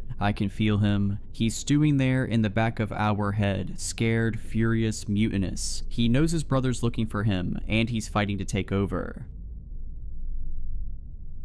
Please feed Mohan his dog food pedigree at 2 p.m. The packet is in the cupboard and his dog bowl is kept near the kitchen sink. I stared at the WhatsApp message, reading it again and again. My emotions were caught between bemusement and nervousness at the bizarre request. I know what you all are thinking, just feed the dog his kibble. But here are the facts. Mohan is not a dog, he is a 10-year-old. To give you all some context upon my situation, I had agreed to babysit Mrs. Sharma's son Mohan because my mother wanted our new kooky neighbor to feel at home. And no, this was not a paid babysitting job. It was just an endeavor to build neighborly relations by my over-enthusiastic mother. But as I said just now, Mrs. Sharma was a kooky. I had only observed her twice, but both the moments left quite an impression upon me. The first one happened when I caught her cutting a bar of soap like a carrot upon my mother's chopping board. She had brought a pack of those as gifts when she first came to visit us. A brand new pack of expensive sandal soaps. At that time, I was reading a book from a position where she could not see me, but I could see her on the sofa chatting with my mother. But when my mother went to the terrace to fetch our drying clothes for 10 minutes, I surreptitiously watched her take one of the bars and start dicing it upon the chopping board my mother had just used for slicing radishes. I looked away after 5 minutes, but Mrs. Sharma had clearly left no trace of her actions because when my mother came back, they continued their nonsensical conversations while my mother once again picked up her knife and continued chopping the remaining vegetables. Needless to say, I refused to eat dinner that night and ordered from Zomato. The second incident happened when I caught Mrs. Sharma tasting Pedigree, a popular brand of dog food, when my mother and I were visiting her home. Mrs. Sharma went into her kitchen to pour some drinks and snacks for us while we were waiting in her guest room. At that time, I had a sudden urge to use the washroom. I silently walked past the kitchen, but my eyes happened to glance upon her for a few seconds, and there she was, taking kibbles out of a Pedigree packet and putting them in her mouth. I refused to eat anything she served to me and my mom later on. I also mentally grimaced every time my mom picked a bite to eat. The woman clearly had issues, and I wished that my mom would have stayed clear of her, but fate had other plans. The two had become fast friends, and now I was saddled with babysitting Mrs. Sharma's 10-year-old son Mohan. When I had questioned my mother about why we didn't see Mohan during our visit to Mrs. Sharma's house, Mom told me that it was because he had gone on a walk with a girl from our colony. My mom also gave me a list of written instructions on how to take care of that kid. I wished she would just WhatsApp me, but she just had to write it on paper in her terrible handwriting. Honestly, the only redeeming quality of Mrs. Sharma so far was that she was not as technophobic as my mother and had agreed to message me the instructions. The babysitting ordeal was to last from 12 noon till 6 in the evening. I had not even glanced upon the list my mother had given me, as Mrs. Sharma had promised me that she would text me the relevant tasks throughout the day. So, with an irritated look up on my face, I went to pursue the challenge. I first saw Mohan in the living room of their house, watching television. An episode of Doraemon blared from the television and I winced at how loud it was, but the kid was unaffected. Mrs. Sharma had just deposited the keys to her house with me right outside the house and left in a hurry, without even introducing me to her kid. Her craziness clearly wasn't going away anytime soon. I felt sorry for the kid for having such a weird mother without even having met him, so that is how I had relaxed a little and entered their living room after safely locking the door. I was told by my mother that Mohan was 10 years old, and he looked exactly like a normal 10-year-old would. He was watching the television screen with his black hair combed back, wearing a red t-shirt and a pair of comfortable pants, munching upon Maggi noodles with a glass of mango juice nearby. I introduced myself to him and he monotonously replied to my basic questions, his attention clearly fixed upon the television. But he looked comfortable enough, so I went into the guest bedroom of the house to watch Dairy Girls on Netflix after reassuring him to call me if he needs anything. I was captivated by the show until Mrs. Sharma's message notification came on WhatsApp. That is when the weird message that I had talked about earlier came in at 1:40 p.m. and reading the message made me wish that there was some version of CPS in India, because the entire event just screamed that something abusive was going on with Mohan and his mother. I wondered if Mrs. Sharma was joking with me, so I nervously went to the cupboard to see if I would actually find dog food over there. I was hoping that the last time I saw her eat Pedigree kibbles in her kitchen was just some hallucination or glitch in the Matrix moment, but there it was, a yellow packet with a cute little golden retriever picture, a big packet of Pedigree. I stared at it for a good 10 minutes, wondering what my next steps should be. Should I make a run for it and inform my mother about the incident, or should I grab Mohan along with me too? Or should I just ignore my conscience and feed him the dog food and finish my babysitting task? Because if the past events were anything to go by, it certainly would not be the first time he would be eating it. My mind was racing in all directions, until suddenly I heard scratching at one of the bedroom doors nearby. To say that my blood had turned to ice by now would be an understatement. I quickly ran to Mohan and asked him what was causing the scratching. Maybe it was just a pet that Mrs. Sharma had confused with Mohan, I thought nervously, but Mohan's reply caught me off guard. "It is the red man," he told me. What?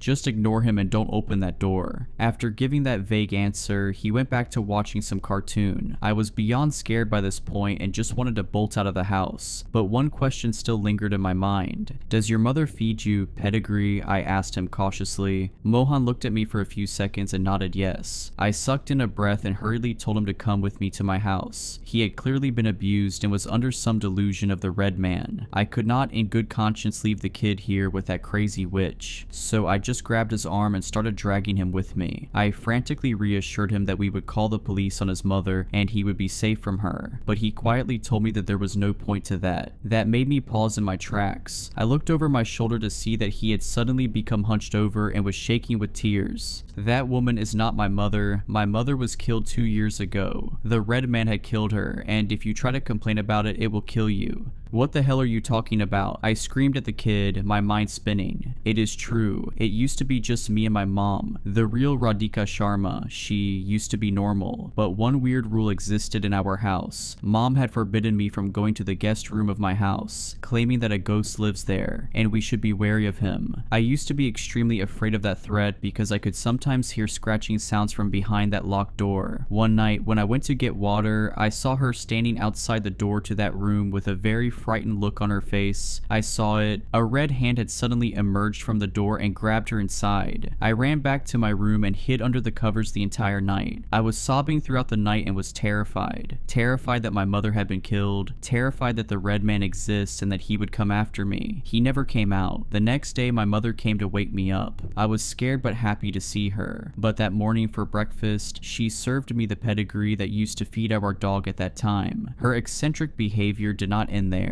She would always take baths with a mixture of milk and oil. She would sleep on the roof of our car with her eyes open. She would twist her neck at odd angles pretty often, and she would also cut up slices of soap to feed our dog. Our dog, he died soon because of that. I stared at Mohan with a numb feeling. He continued his rambles. I knew then that thing was not my mother, that my mommy was dead, and I also knew that whatever that thing is, it was trying to imitate humans. It has gotten rather good at it over 2 years. We moved a lot during that time. It will always chat up the new neighbors, trying to appear more and more normal. I knew it was some weird creature, but I also knew that it was not the red man, because no matter where we moved, there would always be one of our rooms that would be locked and off limits to me, and I could hear scratching behind it. He finally finished his story while sobbing throughout. I just kept on standing there, feeling like an icy hand had gripped my heart. I was not afraid for the kid. I knew he would survive somehow. I was afraid for myself, knowing that I had basically entered a haunted house. Mohan had escaped my grasp and ran upstairs, probably to cry to himself some more. But I knew that if I didn't get out of the house that second, my legs would give out and I would not escape alive. I was about to make a run for it when I heard a tire screech in the background. Mrs. Sharma, or more pointedly, the thing imitating her, was home. I just stood there frozen like a statue when the lock turned. The thing must have had a spare key, of course, and within moments it opened the door and entered the house with a cheery face. "Hello dear, how was your day? I am sorry I came home early. The grocery shop I like was closed today and I was free to come home early. I hope you had fun with Mohan, he is very friendly." The thing grinned at me. I just stared in silence, not a movement out of me. It moved towards the room from where the scratching sounds were coming from, still chatting me up. I hope Mohan ate his food properly. He generally is a good boy, but I had to discipline him for a very long time for him to reach that stage when it comes to food. I watched in silent horror as it came to stand before the door with the scratching sounds, but a confused expression came upon his face. "Dearie, did you not let Mohan out of the room?" Huh? The inquisitive expression just escaped my mouth, the first prickle of curiosity coming over me. Without any warning, its hands turned the handle and opened the door. I screamed and tried to make a run for it, until I heard a bark from behind me. I just froze up on the spot, slowly turning my head around. I expected to see a grotesque red figure with a creepy smile coming at me with inhuman speed. Instead, a happy golden retriever ran up to me. I tried to collect my thoughts for a minute. I expected that this was all a show, and both the woman and dog would soon reveal their true paranormal forms. But nothing of that sort happened. The golden happily continued to hug me, and Mrs. Sharma watched with a worried look on her face. Did you not feed him, dearie? Mohan must be very hungry now. Mrs. Sharma replied, pointing to the dog. What are you talking about? Mohan is your son, isn't he? I refer to him as my son, but he is not my actual son, dearie. He is a dog. Why are you asking such a weird question? But were you confused all this time because you thought I had an actual son? I never had a child and I had never been married. I have only had one companion for 10 years. My beloved Mohan. Let me feed him now. He must be hungry. With that, she walked towards the kitchen. I just excused myself and ran to my home. I ambushed my mother as soon as I saw her. Did you know that Mohan was a dog? I angrily questioned my mother. Of course. Why are you asking such an idiotic question? Was that not clear enough the first time you saw him? Mohan being a dog was literally the first thing I wrote in my list, but you did not read it. My mother chided me. I was at a complete loss of words. If Mohan was a dog, then who the hell was the boy I talked to? Wanting more answers, I started narrating Mrs. Sharma's past actions to my mother. I told her about Mrs. Sharma's weird soap chopping and pedigree eating behaviors from earlier. I expected her to be shocked at this, but she only laughed. She was chopping the soap because I had asked her to do that silly. I had wanted to take those pieces of soap to keep them in our potted plants. I had read somewhere that they repel insects and wanted to check for myself. And as far as the pedigree eating is concerned, she did not eat it. She told me that she puts a few pieces in her mouth to encourage Mohan to eat it. She sometimes does it even when he is not there out of absent-mindedness. You may think it is weird, but the tactic has been quite effective so far. With that, my mother started walking towards the dining table, still speaking.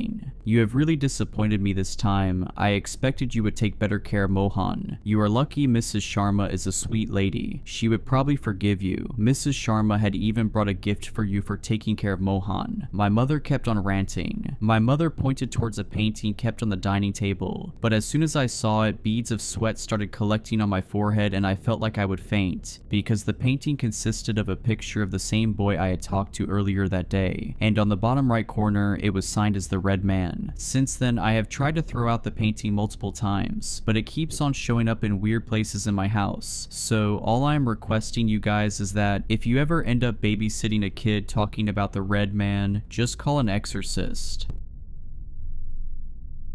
The trouble started when a really nice lady moved into the apartment across the hall. Mrs. Armstrong, she lets me and my mom call her Amanda because she likes us, is in her 70s and used to be a nurse. The day we met, she invited us over for chili con carne. My mom said Amanda was a dying breed and that very few people acted so neighborly anymore. As I wolfed the chili down, Amanda mentioned her planned trip to Amsterdam. Mom joked she should visit the sex museum to get some inspiration. Don't you mean torture museum? Amanda replied, laughing. I didn't really get the joke. After the meal, Amanda cleared our plates. I excused myself to use the bathroom but opened the wrong door. That's how I met Benji. Benji is a blonde Pomapoo, which is a type of dog. He chased me down the hall, growling and barking. Luckily, Mom zipped over in a flash. She used to train special dogs that helped blind people, which meant animals loved her. If she walked into a lion's den, the lions would probably roll over and ask her to scratch the soft fur on their bellies. As she petted Benji, I ate chocolate cake. Mom always said I should try being nice by asking people questions, so I asked Amanda about a picture on the wall, and her eyes went misty. I asked Mom if I did something wrong, but Amanda promised everything was okay. She said the picture was of her daughter who got sick and died a long time ago. Like Amanda, the girl was very pretty, except she had red hair, not white. Mom got choked up telling Amanda about my dizzy spells and migraines. Because I got brainstorm clouds every few weeks, I couldn't move out after I finished school, but Mom explained how I always help with the bills. A nice man called Mr. McCann owns a hotel nearby, and he lets me work in its restaurant sometimes. Mr. McCann doesn't have a problem with me taking time off whenever I'm sick. I'll admit I'm very lucky to have Mom. She always helps nurse me back to health. After Amanda told us about her daughter, she stayed quiet for a while. To make her feel better, I said, "Don't be sad. I can tell from how much Benji loves you, your daughter was lucky to have you as a mother." After that, Amanda gave me an extra piece of cake. "Oh, one more thing," she said as she walked us to the door. "Please don't mention Benji to anybody." The landlord, Mr. White, was friendly, but he didn't like animals. Mom promised her secret would be safe with us, and then back home she said, "That was a nice thing you said back there." Sometimes Mr. White lived in the apartment below ours. He worked as a doctor but owned a bigger house in the country, so he only stayed there whenever he got too tired to drive home. Mom said this was good because having somebody stomp around downstairs would make my migraines worse. worse. Mr. White also let us pay our rent late if we didn't have much money that month. In January, Mr. White died of a heart attack. This made me sad because he always left us treats and a nice card on Christmas. Mom told me his son, a man also called Mr. White, inherited the property and that she hoped nothing would change. The day the moving vans appeared, Mom and Amanda looked nervous. Knew Mr. White planned on living downstairs all the time. This meant Amanda needed to keep Benji inside and only take him for walks when she knew the coast was clear. I said knew Mr. White might have liked animals more than his dad, but Mom said sometimes it's better to keep your mouth shut about these things. To reach our apartment, you needed to go through the main hall and up a set of stairs beside Mr. White's door, and the day after he moved in, he came out just as me and Mom arrived with our shopping bags. He kept asking Mom if she had a husband. Then he pointed at me and said, "What's his problem?"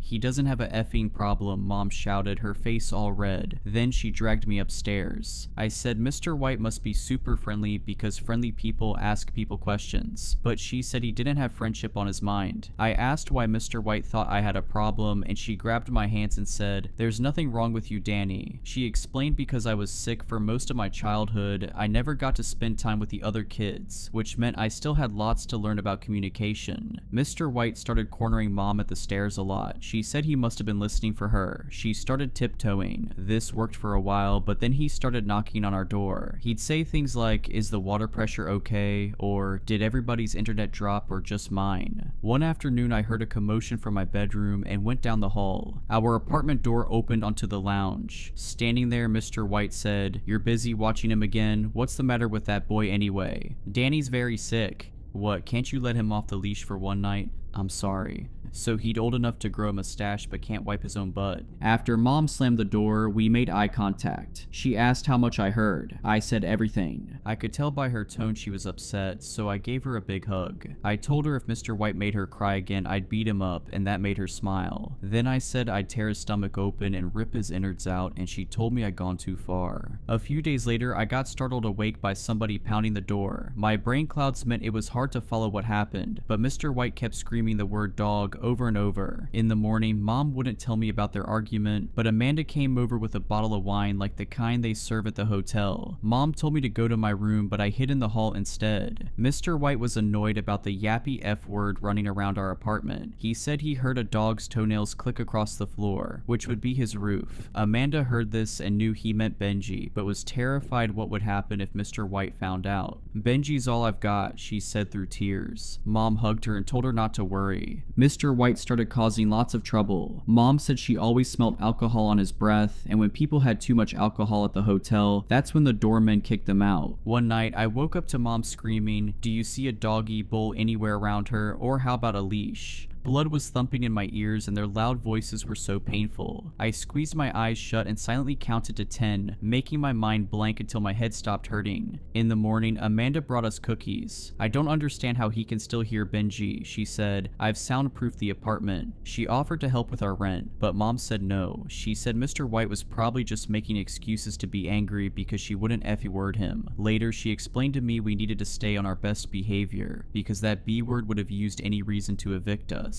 In April, Mr. White started pounding the door one night. I got up and went to the lounge where Mom was looking through the keyhole. She whispered for me to go back to bed, but I didn't want to leave her. I had my phone in my hand. I mouthed the word police, but she winced like she'd been punched in the gut and shook her head. I heard a noise of a key in the lock. Then Mr. White came in. He talked all funny like the drunk people at the hotel. He grabbed Mom by the hair and I got so mad I clenched my fist. He looked at me and then laughed. He leaned in close and said, "What, you're gonna be a big man now?" His breath tasted so awful it almost made me throw up. I don't remember what happened next, but blood was trickling down the side of Mr. White's face. He wiped a red smear away with his hand and then knocked me to the floor. He kept hitting me and hitting me. Then he lifted the corner of his shirt and I saw a knife. But before he could grab it, Mom jumped on his back. He slammed her backwards against the wall and for a second it looked as if he was going to kill her, but instead he spat in her face. "One more problem and you and that moron are gone," he screamed in her face, then stormed off. Afterwards, Mom was was so upset she couldn't speak. Amanda came over and when she saw blood everywhere, said we needed to call the police. Mom freaked out. She got all serious and said, I need to tell you something. Amanda stitched up a cut on top of my skull and then gave me tablets to make it not hurt anymore. Afterwards, they told me to stay in bed, but my head hurt so much I couldn't sleep. I lay there, tossing and turning until I needed to use the bathroom. From the kitchen, I heard Mom and Amanda's voices and peeked through the gap in the door. Amanda looked surprised. Mom showed Amanda something on her phone. After that, Amanda walked around while Mom kept saying, it's true. Then Amanda agreed to not call the police. She said she'd help change the lock so Mr. White couldn't get in. Because I couldn't work for a long time, bills started piling up on the kitchen table and Mom bought a different kind of Coke, one that didn't taste as good, whenever we went shopping. She started biting her nails too. Every time I thought about Mr. White, I got angry. Then I felt bad for feeling angry. I said we should call the police so they'd come and arrest him, but she said nobody would believe us and we'd just get evicted anyway. So I had the idea to install a security camera. That way, if he caused more trouble, we'd have proof. After my bruises healed, I worked extra hard at the hotel until I'd saved enough money from tips. I installed the camera on the cabinet in the corner. I angled it so you could see the front door, the wall, part of the sofa, and the window at the front of the apartment. I knew Mom would be furious if she found out what I'd done, so I hid the power cable behind a row of dusty books she never read. It wasn't long before I felt the storm clouds setting in again. I spent several days in bed with Mom bringing me my meals until one night I woke up drenched in sweat, twitching and whining. From somewhere nearby I heard Mom scream. It felt like I might explode and the haze got way worse. After that, all I remember is darkness. I woke up in bed with vomit all over myself. I cried and called for Mom, but she didn't appear. I dragged myself into the lounge where her and Amanda mopped the floor. Mom reacted like she was watching a scary movie when she noticed me. The front door wasn't sitting right and a lamp was broke. What happened? I asked, confused. She practically marched me into bed. She said she didn't want me making my condition worse, but I could tell from her voice she was keeping a secret. A big one. She dabbed my head with a wet cloth, promising there was nothing to worry about. The second she left me alone, I pulled up the camera footage on my phone. It started with Mr. White hammering the door, his voice muffled and unclear. Mom begged him to leave. There was a sound of him trying his key, and then his voice got even louder. The door bounced in its frame until it crashed open and slammed against the inside wall. Mom threw her arm across the doorway, creating a barrier, but Mr. White backhanded her to the floor. She threw her arms around his waist and prayed like people do in church, and for a second he looked as if he might leave. Then I crawled into frame and hit his ankles with my hands. I was so sick I don't even remember doing it. Mr. White grabbed my hair and pulled out his knife, but before he could use it, Mom grabbed a lamp and hit him on the head, so he grabbed her by the throat and pushed her against the wall. I crawled out of the frame crying. Mom's eyes bulged out of her skull and her face went bright red, and I thought she was going to die. But then a gray fuzzball hit him and sent him tumbling across the floor. The gray thing took up a lot of the frame. I couldn't make it out so well in the dark, but some clouds must have gone away because lots of moonlight shone through the window and I realized it was a really big wolf. Its mouth was like a cavern and the sharp fangs sank into Mr. White's scalp and then blood poured down his face. The wolf turned to Mom and licked her hand. She ran her fingers through the thick fur on top of its head. A little later, Mrs. Armstrong appeared in the doorway. At first she looked shocked, but then Mom waved her over and she approached the wolf nervously. She scratched the wolf behind its ear. Afterwards, Mom buried her head in her hands, sobbing. Amanda grabbed a severed arm and waved it like a stick, shouting, "Here, Danny," until the wolf followed her out of frame. Amanda returned with a bucket and a mop. I scrolled ahead in the footage. The two of them got rid of Mr. White and then cleaned until I appeared, asking what happened. Now I'm still here in bed, and honestly, I am so scared. I don't think the wolf would hurt me because it didn't hurt Mom or Amanda, so I think maybe it only hurts people who cause trouble. I guess she didn't want me to call the police in case they found the wolf. I don't know why Mom wouldn't tell me about it though. I know animals get weird around me, but I think we'd maybe be good friends since we have the same name. I'm nervous we might get evicted, but maybe not because Mr. White is dead. I love Mom more than the world, so I'm obviously not going to do anything to get her in trouble, but I'm still really scared and confused. Anyway, thanks for reading my story. Hopefully I figure things out soon.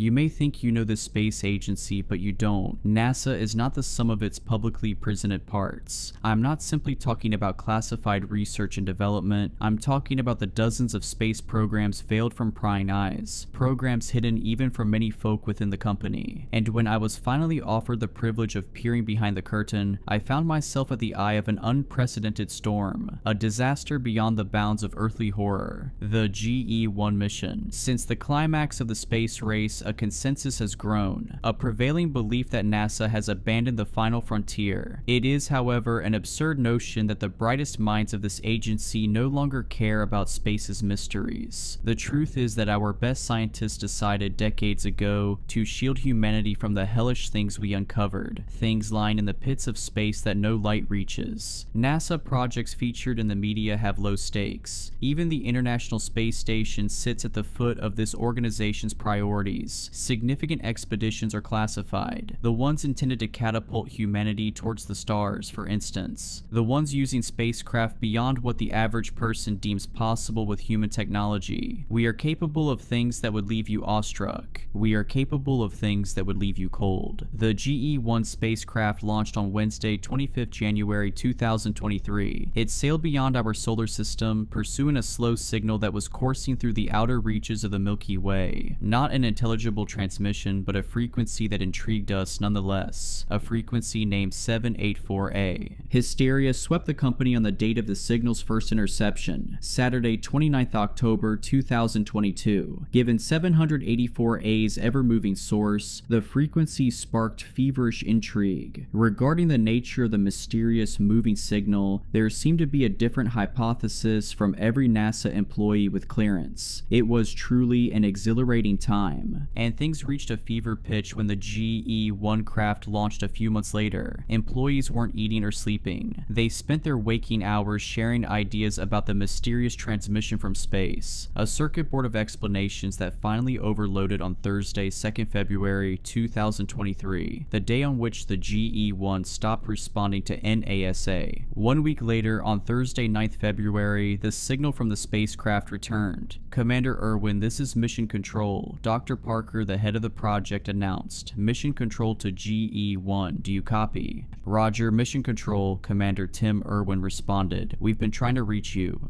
We lost contact with GE-1 7 days ago, Commander. What happened? What is your status? Dr. Parker asked. All systems are fine, Mission Control, Irwin replied. Dr. Parker seemed flustered by the commander's nonchalant demeanor. The project leader clawed at his gray, thinning hair with tense fingers. The old man seemed to be carefully considering his next utterance. 7 days without contact, Commander. 7. GE-1 disappeared at our end. Do you have a status report? Anything which might explain why we were unable to communicate with one another? Parker asked. Nothing, Mission Control, Irwin blankly replied. As for 784A, we reached the transmission point of the signal. There was nothing to be found. We have collected as much data as possible, requesting clearance to return home. There were several minutes of nervous mumbling from various scientists and board members. Dr. Parker looked broken beyond measure by the time he leaned forwards, heavy breath beating against the microphone. He was trembling with a mixture of rage and confusion. Roger, Commander Irwin, you have clearance to come home. Parked croakily whispered. On a vessel traversing space at an unfathomable pace, the astronauts returned home. The craft silently landed at an unofficial NASA site on Wednesday the 15th of February, 2023.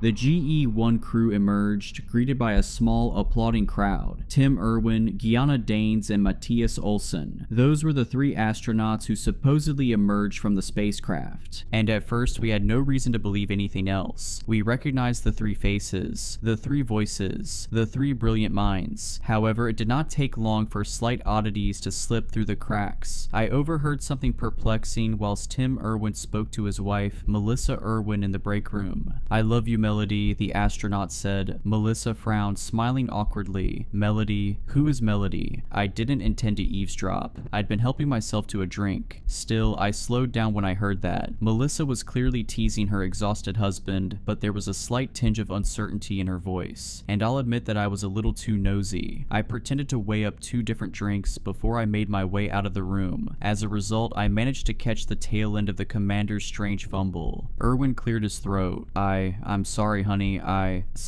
Forgot my wife's name, Melissa laughed, finishing his sentence. No worries, honey. It's Melissa, by the way. Just to let you know, I didn't realize I had to worry about you finding another woman in space. I know your name, Tim icily sliced. I froze halfway out of the door as Melissa replied with a timid voice. Sorry, sweetie, I know, I was only joking, she assured. Your head must be all over the place. You look like you need a good rest. I laughed to myself once I was out of earshot, but I felt the same as Melissa. Something was slightly uneven about Tim's disposition. It wasn't simply a sleep-deprived brain. I knew that, and she knew that. The commander's voice changed when his wife confronted him. It didn't sound like the astronaut any longer. I didn't know Tim incredibly well, but I knew that he was different. Whatever the case, I would have forgotten about the entire thing, dismissing my gut feeling as the result of a nerve-wracking week or two. Everybody had been unsettled since GE1 lost its signal. We were still recovering from the stress of those awful 7 days without any communication with the spacecraft. There is one other thing worth mentioning from the day of GE1's return. One of my coworkers claimed to find Gianna Dane standing alone in a corridor, staring at a bathroom door, not entering, not moving. Sleep deprivation, I thought again. 1 year later, that explanation no longer sufficed. On Wednesday, 31st January 2024, an unidentified object entered Earth's atmosphere, tumbling into the Pacific Ocean, a catastrophe that was only brought to NASA's attention because the object in question utilized advanced cloaking technology, though it did not broadcast a signal. It was a government satellite that detected the craft, and when specialists identified that they had detected technology used by Dozen-,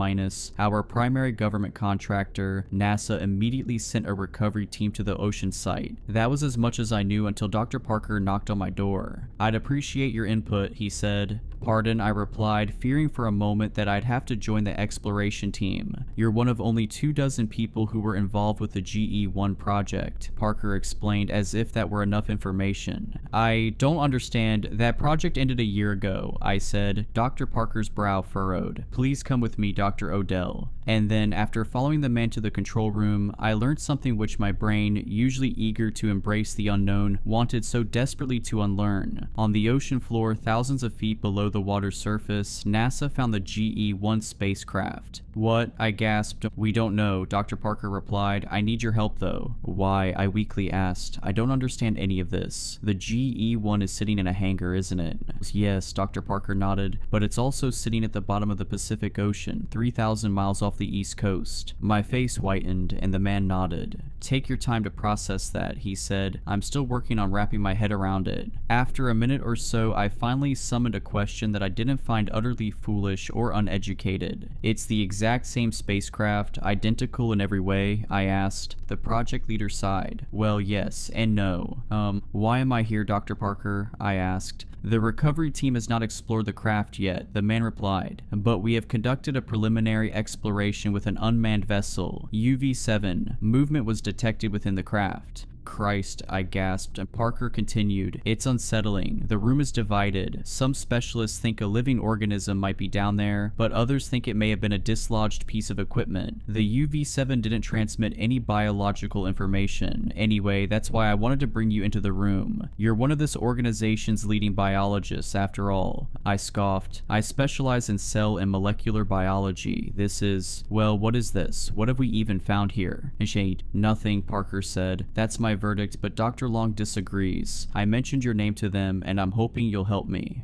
How? I asked. By proving what the UV-7 has already told us, he answered. Whatever moved down there, it wasn't living. It wasn't organic in nature unless a fish happened to... No, it couldn't have been. As I said, the UV-7 would have detected a biological signal. I agreed to offer my opinion. I shouldn't have done so, but I did. It would have been easy to ask Dr. Parker to choose someone else. Give someone else clearance. I wasn't exactly emotionally invested in the GE1 program. It had been a year since the astronauts supposedly returned, and we'd found nothing at the source of the 784A frequency. Since then, I'd moved on to bigger and better things. Of course, everything changed when Parker revealed that an identical version of the GE1 spacecraft existed at the bottom of the ocean. It was a discovery far beyond anything I'd experienced during 13 years at NASA. I needed an answer to the unknown. 2 hours later, with no more than 20 people in the control room, we watched live footage of the submarine's dive towards the GE-1 crash site. The mission was a joint venture between NASA and a privately contracted company, with all participating crew members legally bound to an NDA. After all, they were about to explore a spacecraft which, in the public realm, did not exist. After the initial flurry of breathtaking aquatic species, it took another 2 torturous hours for the video feed to display anything other than blackness. The vessel descended into the depths of the ocean, the part that light didn't reach. I thought about its similarity to space. I found it ridiculous to think about the fact that we have ignored a frontier on our own planet before exploring the one beyond it. So much of the ocean remains unexplored. Eventually, the contractors found the wreckage, and 2 divers, each fitted with a camera, left the submarine to explore the vessel. When they rounded the battered nose of the spacecraft, mission control fell silent. We all saw it at the same time. The bold letters printed on the crumpled wreckage of the sunken craft, which was half buried in the black seabed: GE-1. Hearing about the discovery was one thing. Seeing it on a gargantuan screen was something else. Dr. Parker was no liar. I knew that, but I still didn't believe him until I saw the footage for myself. Breaching the airlock now, the lead diver, Barton, announced. Disturbed water swirled into a stream of bubbles, clouding the lens of Barton's camera as he used a piece of specialized drilling equipment. It was a long and arduous process, during which Mission Control only had a limited view of the spectacle through the camera of Lee, the second diver. "That'll do it," Barton's colleague said. The bubbles started to disperse as the drill ceased, and we watched the 2 explorers break the airlock's mechanism before pulling the hatch towards them. They revealed a void within the opening, and the lights on their headsets did very little to illuminate the innards of the craft. I sensed that the 2 men were apprehensive about entering the wreckage. They likely knew very little about NASA's GE-1 program. That, in the end, was for the best. We all longed for that privilege. Entering the vehicle, Barton uneasily said. The lead diver swam through the opening, followed a couple of seconds later by Lee, who may well have been on the verge of turning and retreating to the submarine. The split screen revealed 2 pieces of footage, barely different in perspective, 2 views of the same bleak, water-filled tunnel. The entrance to a vessel that had once traversed space, only to meet its end in a watery grave. "Are we broadcasting clear footage?" Lee asked. "Yes," Dr. Parker responded. "If you follow the main hallway, you'll reach GE-1's flight deck." "Not seeing any obstructions," Barton said. "Should be manageable." The pair continued to swim through the hallway of the craft, which, as Barton had noted, was remarkably intact. None of the carnage and chaos we'd expected to find. Then again, we shouldn't have been surprised. There were minimal tears in the exterior of the craft. Given the level of investment placed into developing a vessel far beyond mankind's perceived capabilities, it seemed plausible that the craft had mostly survived both a dangerous re-entry and a high-speed collision with the water.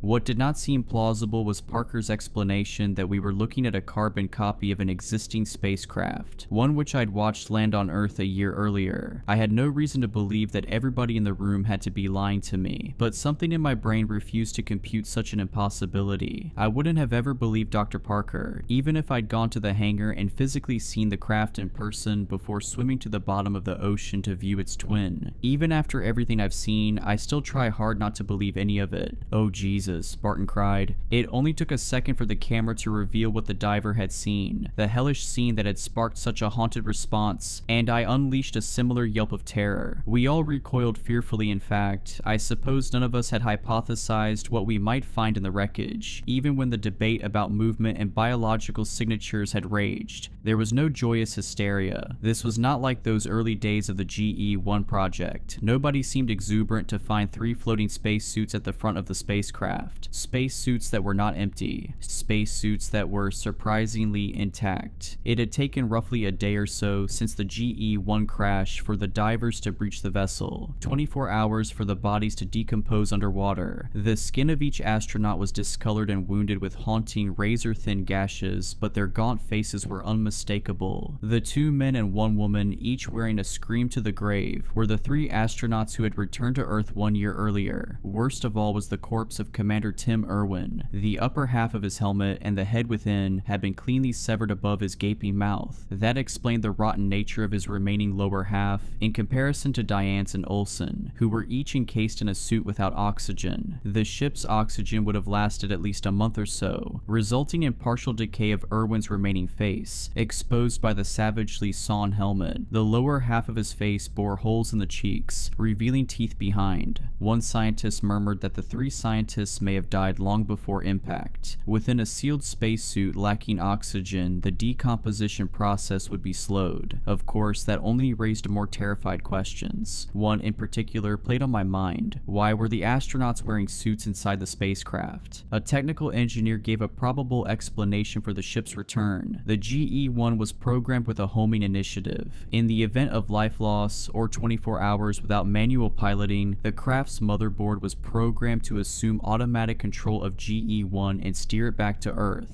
The re-entry might have failed because the ship was damaged. That might also explain why we didn't receive a signal from its transmitter. Honestly, it's a miracle that the GE-1 made it back to Earth at all, the engineer said. We'll know more when we look at the ship's log, another engineer added. Dr. Parker sighed. Barton, we have to get out of here, Lee yelled, shouting over Dr. Parker. I didn't sign up for this. Look, we did the dive. You've seen what you needed to see. I understand that this is a terrible situation, Parker continued. You were, however, briefed. You signed a contract, Mr. Lee. The nature of the expedition was made clear to you, and we don't have all of the information that we need. We need you to recover as much of the ship's data as possible. Do you have the drive?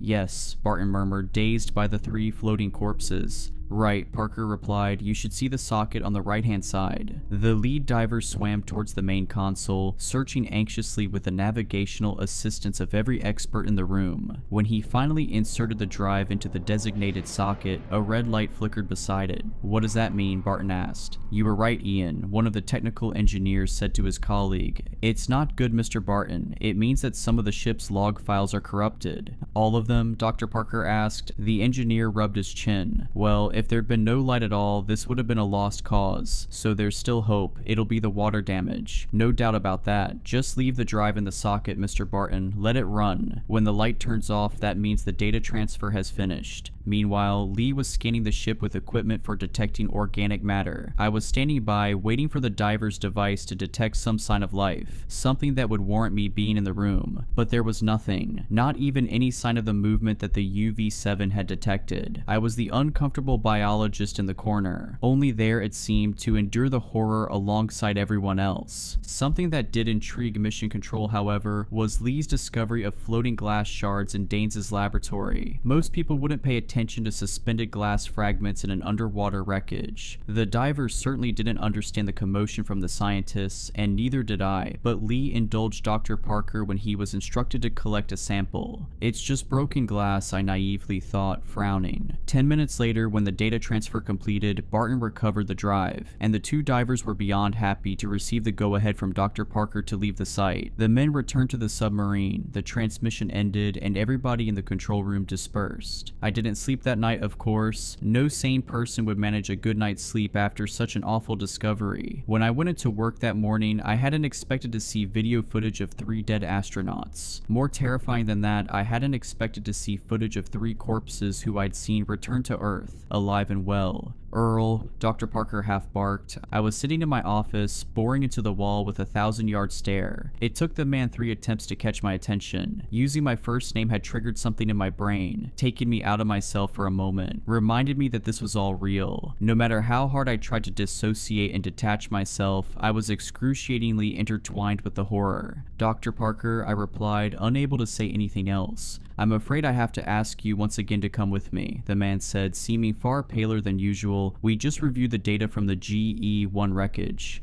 What did you find? I whispered, voice breaking.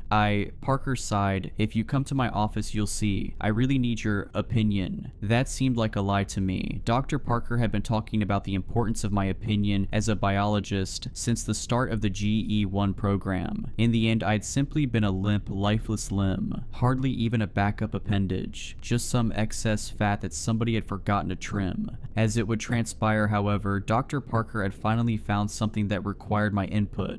Out of 102 audio files on the drive, only 2 were uncorrupted, 2 recordings from Commander Tim Irwin. Within those recordings, Dr. Parker heard something he didn't understand, heard many things he didn't understand. Unfortunately, I scarcely understood the recordings either. What little I did understand, however, horrified me, and I saw that coming. It was foreshadowed by the project leader, by his haunted eyes. The board need to know whether they found something alien in nature, Dr. Odell. I still don't think it's not organic. I don't believe that. They won't listen to me, Dr. Parker said, but they'll listen to you. I could tell that the man no longer believed his own words. He wanted me to prove him wrong. File 86. This is Commander Tim Irwin. I am recording this message at 1440 on Thursday, 2nd February 2023, Greenwich Mean Time. Since 12:15 today, we have been unable to contact Mission Control. Olsen has not pinpointed any malfunction, so we hope that all remains well back home. The three of us are contemplating the possibility that the issue with our broadcasting signal stems from what we have discovered, the source of the 784A frequency. We found it, and given what we have experienced over the past 2 hours, I believe it to be vital for me to record our findings in the absence of any communication with Dr. Parker. At roughly 12:35, shortly after losing contact with home, we finally saw a physical manifestation of the frequency that we've been hunting for 8 days. We were starting to think there would be nothing there. We'd been eyeing blackness for hours, believing that the transmission had no visible source. It was when we neared a mile or less from the signal source that we finally saw something tangible. I'm still struggling to describe our discovery. Well, at first we didn't know how to put it into words. Now, however, I suppose I'd say that we were pursuing an ever-moving belt of glass shards. Yes, glass shards. You heard me correctly. Thousands of small, glass-like fragments hurtling through the cosmos. Jagged pieces of some unknown material. No sign of biological life, no sign of foreign technology. Just a near-transparent substance with no technological or organic nature, somehow transmitting the 784A frequency. That revelation might disappoint some people back home, those hoping for signs of alien life. Still, I know that Dr. Parker and other minds behind this mission will be extremely fascinated by this discovery. At 12:55, after a brief preparation period, we used the B-1 craft to retrieve a sample of glass from the moving belt. I understand that, though we were cleared to use the equipment without approval, Dr. Parker may be a little disheartened. I know he wanted to experience this with us. I just hope he'll understand. We didn't want to wait for the line of communication to reopen. After all, we didn't know whether we'd have another opportunity. We had no way of knowing how the mysterious belt of glass would react to our presence, even though GE-1 still wasn't picking up organic or electronic signatures. Diane keeps talking about the possibility of something sentient lurking in the shards. Until we detect something organic, I doubt that. The belt was and still is moving at a rather glacial pace of roughly 6,000 miles per hour. We will have no trouble pursuing it in the GE-1. As I speak, we are trundling alongside the glass stream at a crawl. It stretches for hundreds of miles. Who knows how many shards are contained within the stream? With regards to recovering glass pieces from the belt, the B-1 craft suffered catastrophic damage, which intrigued us. No form of glass on Earth would be powerful enough, even at such a speed, to tear through the B-1's reinforced hull. That only confirmed what we already knew. This isn't glass, it isn't anything we understand. Upon realizing that, we knew we had to retrieve a sample. Regardless of the damage to B-1, the small craft only managed to collect a meager handful of passing shards, but that was enough. We didn't want to push our luck, so we brought it back within a matter of minutes. I'll send over the data logs as soon as the communication is fixed. You'll see what I mean. The miniature vessel was almost obliterated by the belt, and we didn't want to lose an opportunity to claim at least something. At 13:20, Dr. Gianna Dianis examined the 7 shards recovered by the B-1 craft in her laboratory. She instructed Olsen and I to wear protective gear before joining her, as she had no idea exactly what we'd found. We giddily watched Diane's conduct her tests. She was giddy too, in all honesty, though she attempted to maintain a professional composure. We're aware, whatever we've retrieved, that it is unlike anything humanity has seen before. Dr. Diane's confirmed around 1420 what we'd seen in GE-1's data. The shards do not contain organic matter. Each piece is composed of a raw material not present on Earth or any other planet we've ever explored. Shortly before I started this recording, however, Olsen became a little jittery. He told Diane's and me that he saw one of the shards enlarge, or at least move in some form. It was likely a trick of the lighting, of course. Diane's took him seriously, but she found no evidence of any change in the material. I suggested that moving forwards we set up cameras to record the laboratory. Diane's and Olsen agreed. That'll ensure we don't miss anything. I'll send everything to Mission Control as soon as Olsen has figured out how to fix the transmitter, though he assures me that it remains unbroken. Bizarre. Anyway, interference from the 784A frequency seems to be the most likely explanation information, but we're still unsure. I will continue to log daily updates. For now, the three of us need to get some rest. It's been a historic day, but we're shattered. None of us have slept in over a day. This is Commander Tim Irwin, audio file 86, terminating recording at 1450. I need you to brace yourself, Dr. Parker said. I snapped back into reality, having been fully immersed in the wonder of the crew's discovery, much like Commander Irwin. I'd almost forgotten the gravity of the situation, forgotten the terror that NASA had found at the bottom of the Pacific Ocean. Brace myself for what? The next audio file? I asked. Dr. Parker nodded. We just listened to 86. The only other uncorrupted recording is 99. So, we're missing 12 files in between those, I asked. Yes, he answered, and 3 files after 99. The board doesn't care about the first 85 audio files, the ones before we lost contact with GE-1, meaningless updates that would likely mirror whatever Commander Irwin was telling Mission Control on a daily basis. But the audio recordings from 86 to 102 detail whatever happened after the vessel went dark. Those are, perhaps, the most valuable pieces of data this organization currently possesses. Right, is file 99 useful? I asked. The doctor's lip quivered as he hovered his unsteady index finger over the mouse, contemplating whether to inflict such horror upon me. I wish he hadn't. Useful? That's an interesting word. I don't know, Dr. Odell. It tells one horrifying part of a story we don't understand, Parker croaked before clicking. File 99. This is Irwin. 99. File 99. Since the last few recordings, it's all over, and things were already terrible. This must be my 5th recording today. I'm sorry. Sorry for the backlog of files for you two. Oh, who cares? Why am I apologizing to anyone? Nobody's there. Nobody will ever be there. I'll be lost to space and, well, I hope somebody hears it. There's the protocol after all. The return protocol. I'm no engineer, but I remember Olsen talking about it. If GE-1 makes it back to Earth, I hope these recordings make sense to you. Whoever's listening, none of this makes sense to me. And it's even worse now Diane's is gone. She died at, I don't know, 2210 perhaps.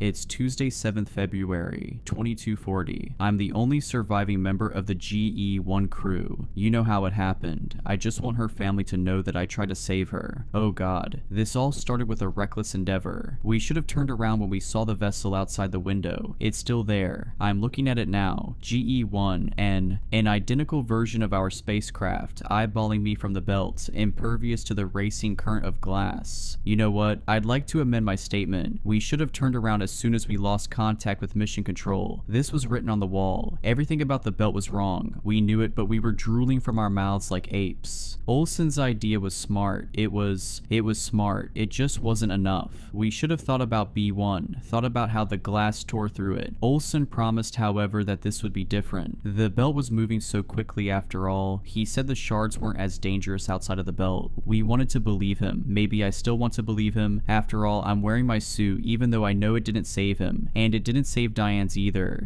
I spent most of the day trying to stop the bleeding, but it was awful. You heard it. You don't need me to tell you. I still hear her words, ringing in my ears. The things she described, the way it cut into her skin and then disappeared. The glass disappeared after hacking her face to pieces. It was so methodical and quick. So eerily quick, but not in a merciful way. Her dying scream will never leave my mind. Neither will the sight of that sharp shard, unbound by the laws of physics, slicing her face with clean, swift motions. A weapon wielded by an unseen force. I've locked the lab. That won't be enough, will it? It wasn't enough to stop. Oh, there it goes. That's why I wanted to record this. I keep seeing something in the copied version of the GE-1 spacecraft, gliding 100 yards away from the real one. I keep seeing movement behind the windows. Oh God, God, God, God, God. No, there's no God, not in the... I see them so clearly now, but they're dead. Olsen and Diane's are dead. Their bodies are still sitting in the control room. I'm looking at them and they're across the way, surveying me from the flight deck of the copied craft. What is happening? What is this? They won't stop looking at me. They won't stop, and I want to turn around. I want to stop following the belt. I've wanted to abandon the mission for days, but Diane's made a good point. After Olsen passed, she said that we shouldn't head back with the shards on board. board. We were just too frightened to go near the glass after he died. Without Diane's, I don't see myself solving this. I just have to soldier onwards, keep tracking things, keep moving. I'll record an update tomorrow, but I won't abandon this mission. Not until I talk to somebody from Mission Control. Whatever material we found, I don't think I should come home unless I get rid of it. Wait, do you hear that? That's what I heard before. When it happened to Diane's, when the glass moved, changed into something, I don't know. It looked like liquid, like a thin trail of water with a slight sheen. It crawled across the walls before climbing her suit and somehow slithering beneath the visor. I don't know how it entered, and then it started solidifying. She was running around, screaming, wrestling with her own helmet. Give me a second, I need to check the lab. Yes, there are fewer pieces of glass. That's the other thing. 4. There are only 4 shards. We collected 7 from the belt. There were definitely 7. Then 6 after the mirrored version of the GE-1 craft appeared outside the window. 5 after we found Olsen's body in the airlock. 4 after it took Diane's... Wait, there were 4 after Diane's died. At 22:10, it's 22:43 and I only see 3 shards in there, sitting on her desk, but the door's locked, there's no sign of exit.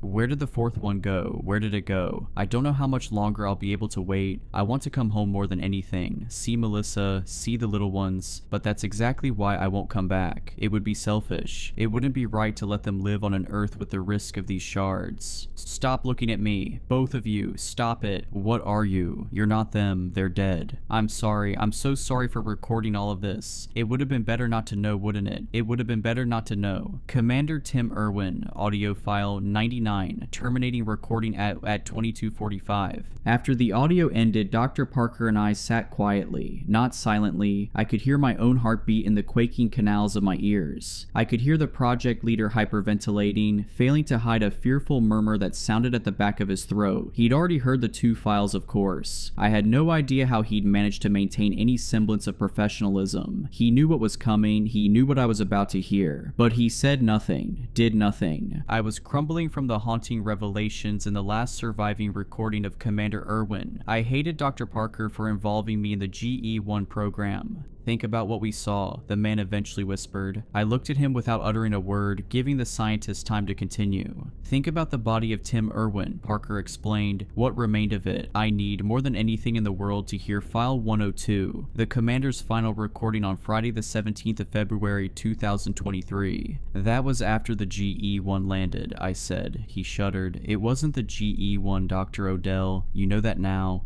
I'm thinking about the shards recovered from the wreckage. What happened to those? I asked, gripped by a fresh wave of terror. Dr. Parker lowered his head. Scientists are examining the fragments. Dr. Zeeland's team. Now you've listened to the audio files, I'd like you to lend your expertise in his laboratory. Right, well, I've remembered something else, I said. The video footage from the dive. Do you remember seeing the glass in GE-1's laboratory? I've hardly thought of anything else, he replied. Commander Irwin said in the final uncorrupted recording that only 3 shards remained, but there were more than 3 shards in that water. I quivered. Parker frowned. I don't know what to say to that, Earl. The shards could have shattered during the crash, split into numerous smaller fragments. I didn't believe that, not from the description the commander had given. These were sturdy, unnatural things which could change shape and state, not things that would shatter. Anyway, Dr. Odell, the scientist muttered, clearing his throat. Before we go to Zeeland's lab, I'd like to ask for your opinion. GE-1 found no evidence of organic matter in the belt. Dr. Gianna Dianes found no evidence of organic matter in the shard samples. Given the commander's description in File 99, however, do you think that the ship's data log may have been wrong? Do you think Dr. Dianes may have been wrong? I sighed. There isn't enough evidence for me to give a definite answer to that question, Dr. Parker, not until I see the shards for myself. I regretted saying that. I didn't want to see the shards. I wanted to run away, wash my hands of the whole thing. File 99 had filled me with a bottomless dread that I didn't realize the human body could experience. It haunted me. The thought of an unfeeling thing stealing one's form and then shredding that same person to pieces. The commander was right. It would be the worst thing imaginable for the substance to make its way back to Earth, but it was all over when the glass mimic the spacecraft. The shards have already been here for a year. You're too late, Dr. Zealand said. That line snapped my mind into action. I had zoned out of the earlier conversation with the scientist, still trying desperately to process the horror of the past few days. It was nearly impossible to process something far beyond our world, something the human mind has not evolved to process. Dr. Parker scoffed. Dr. Odell needs to...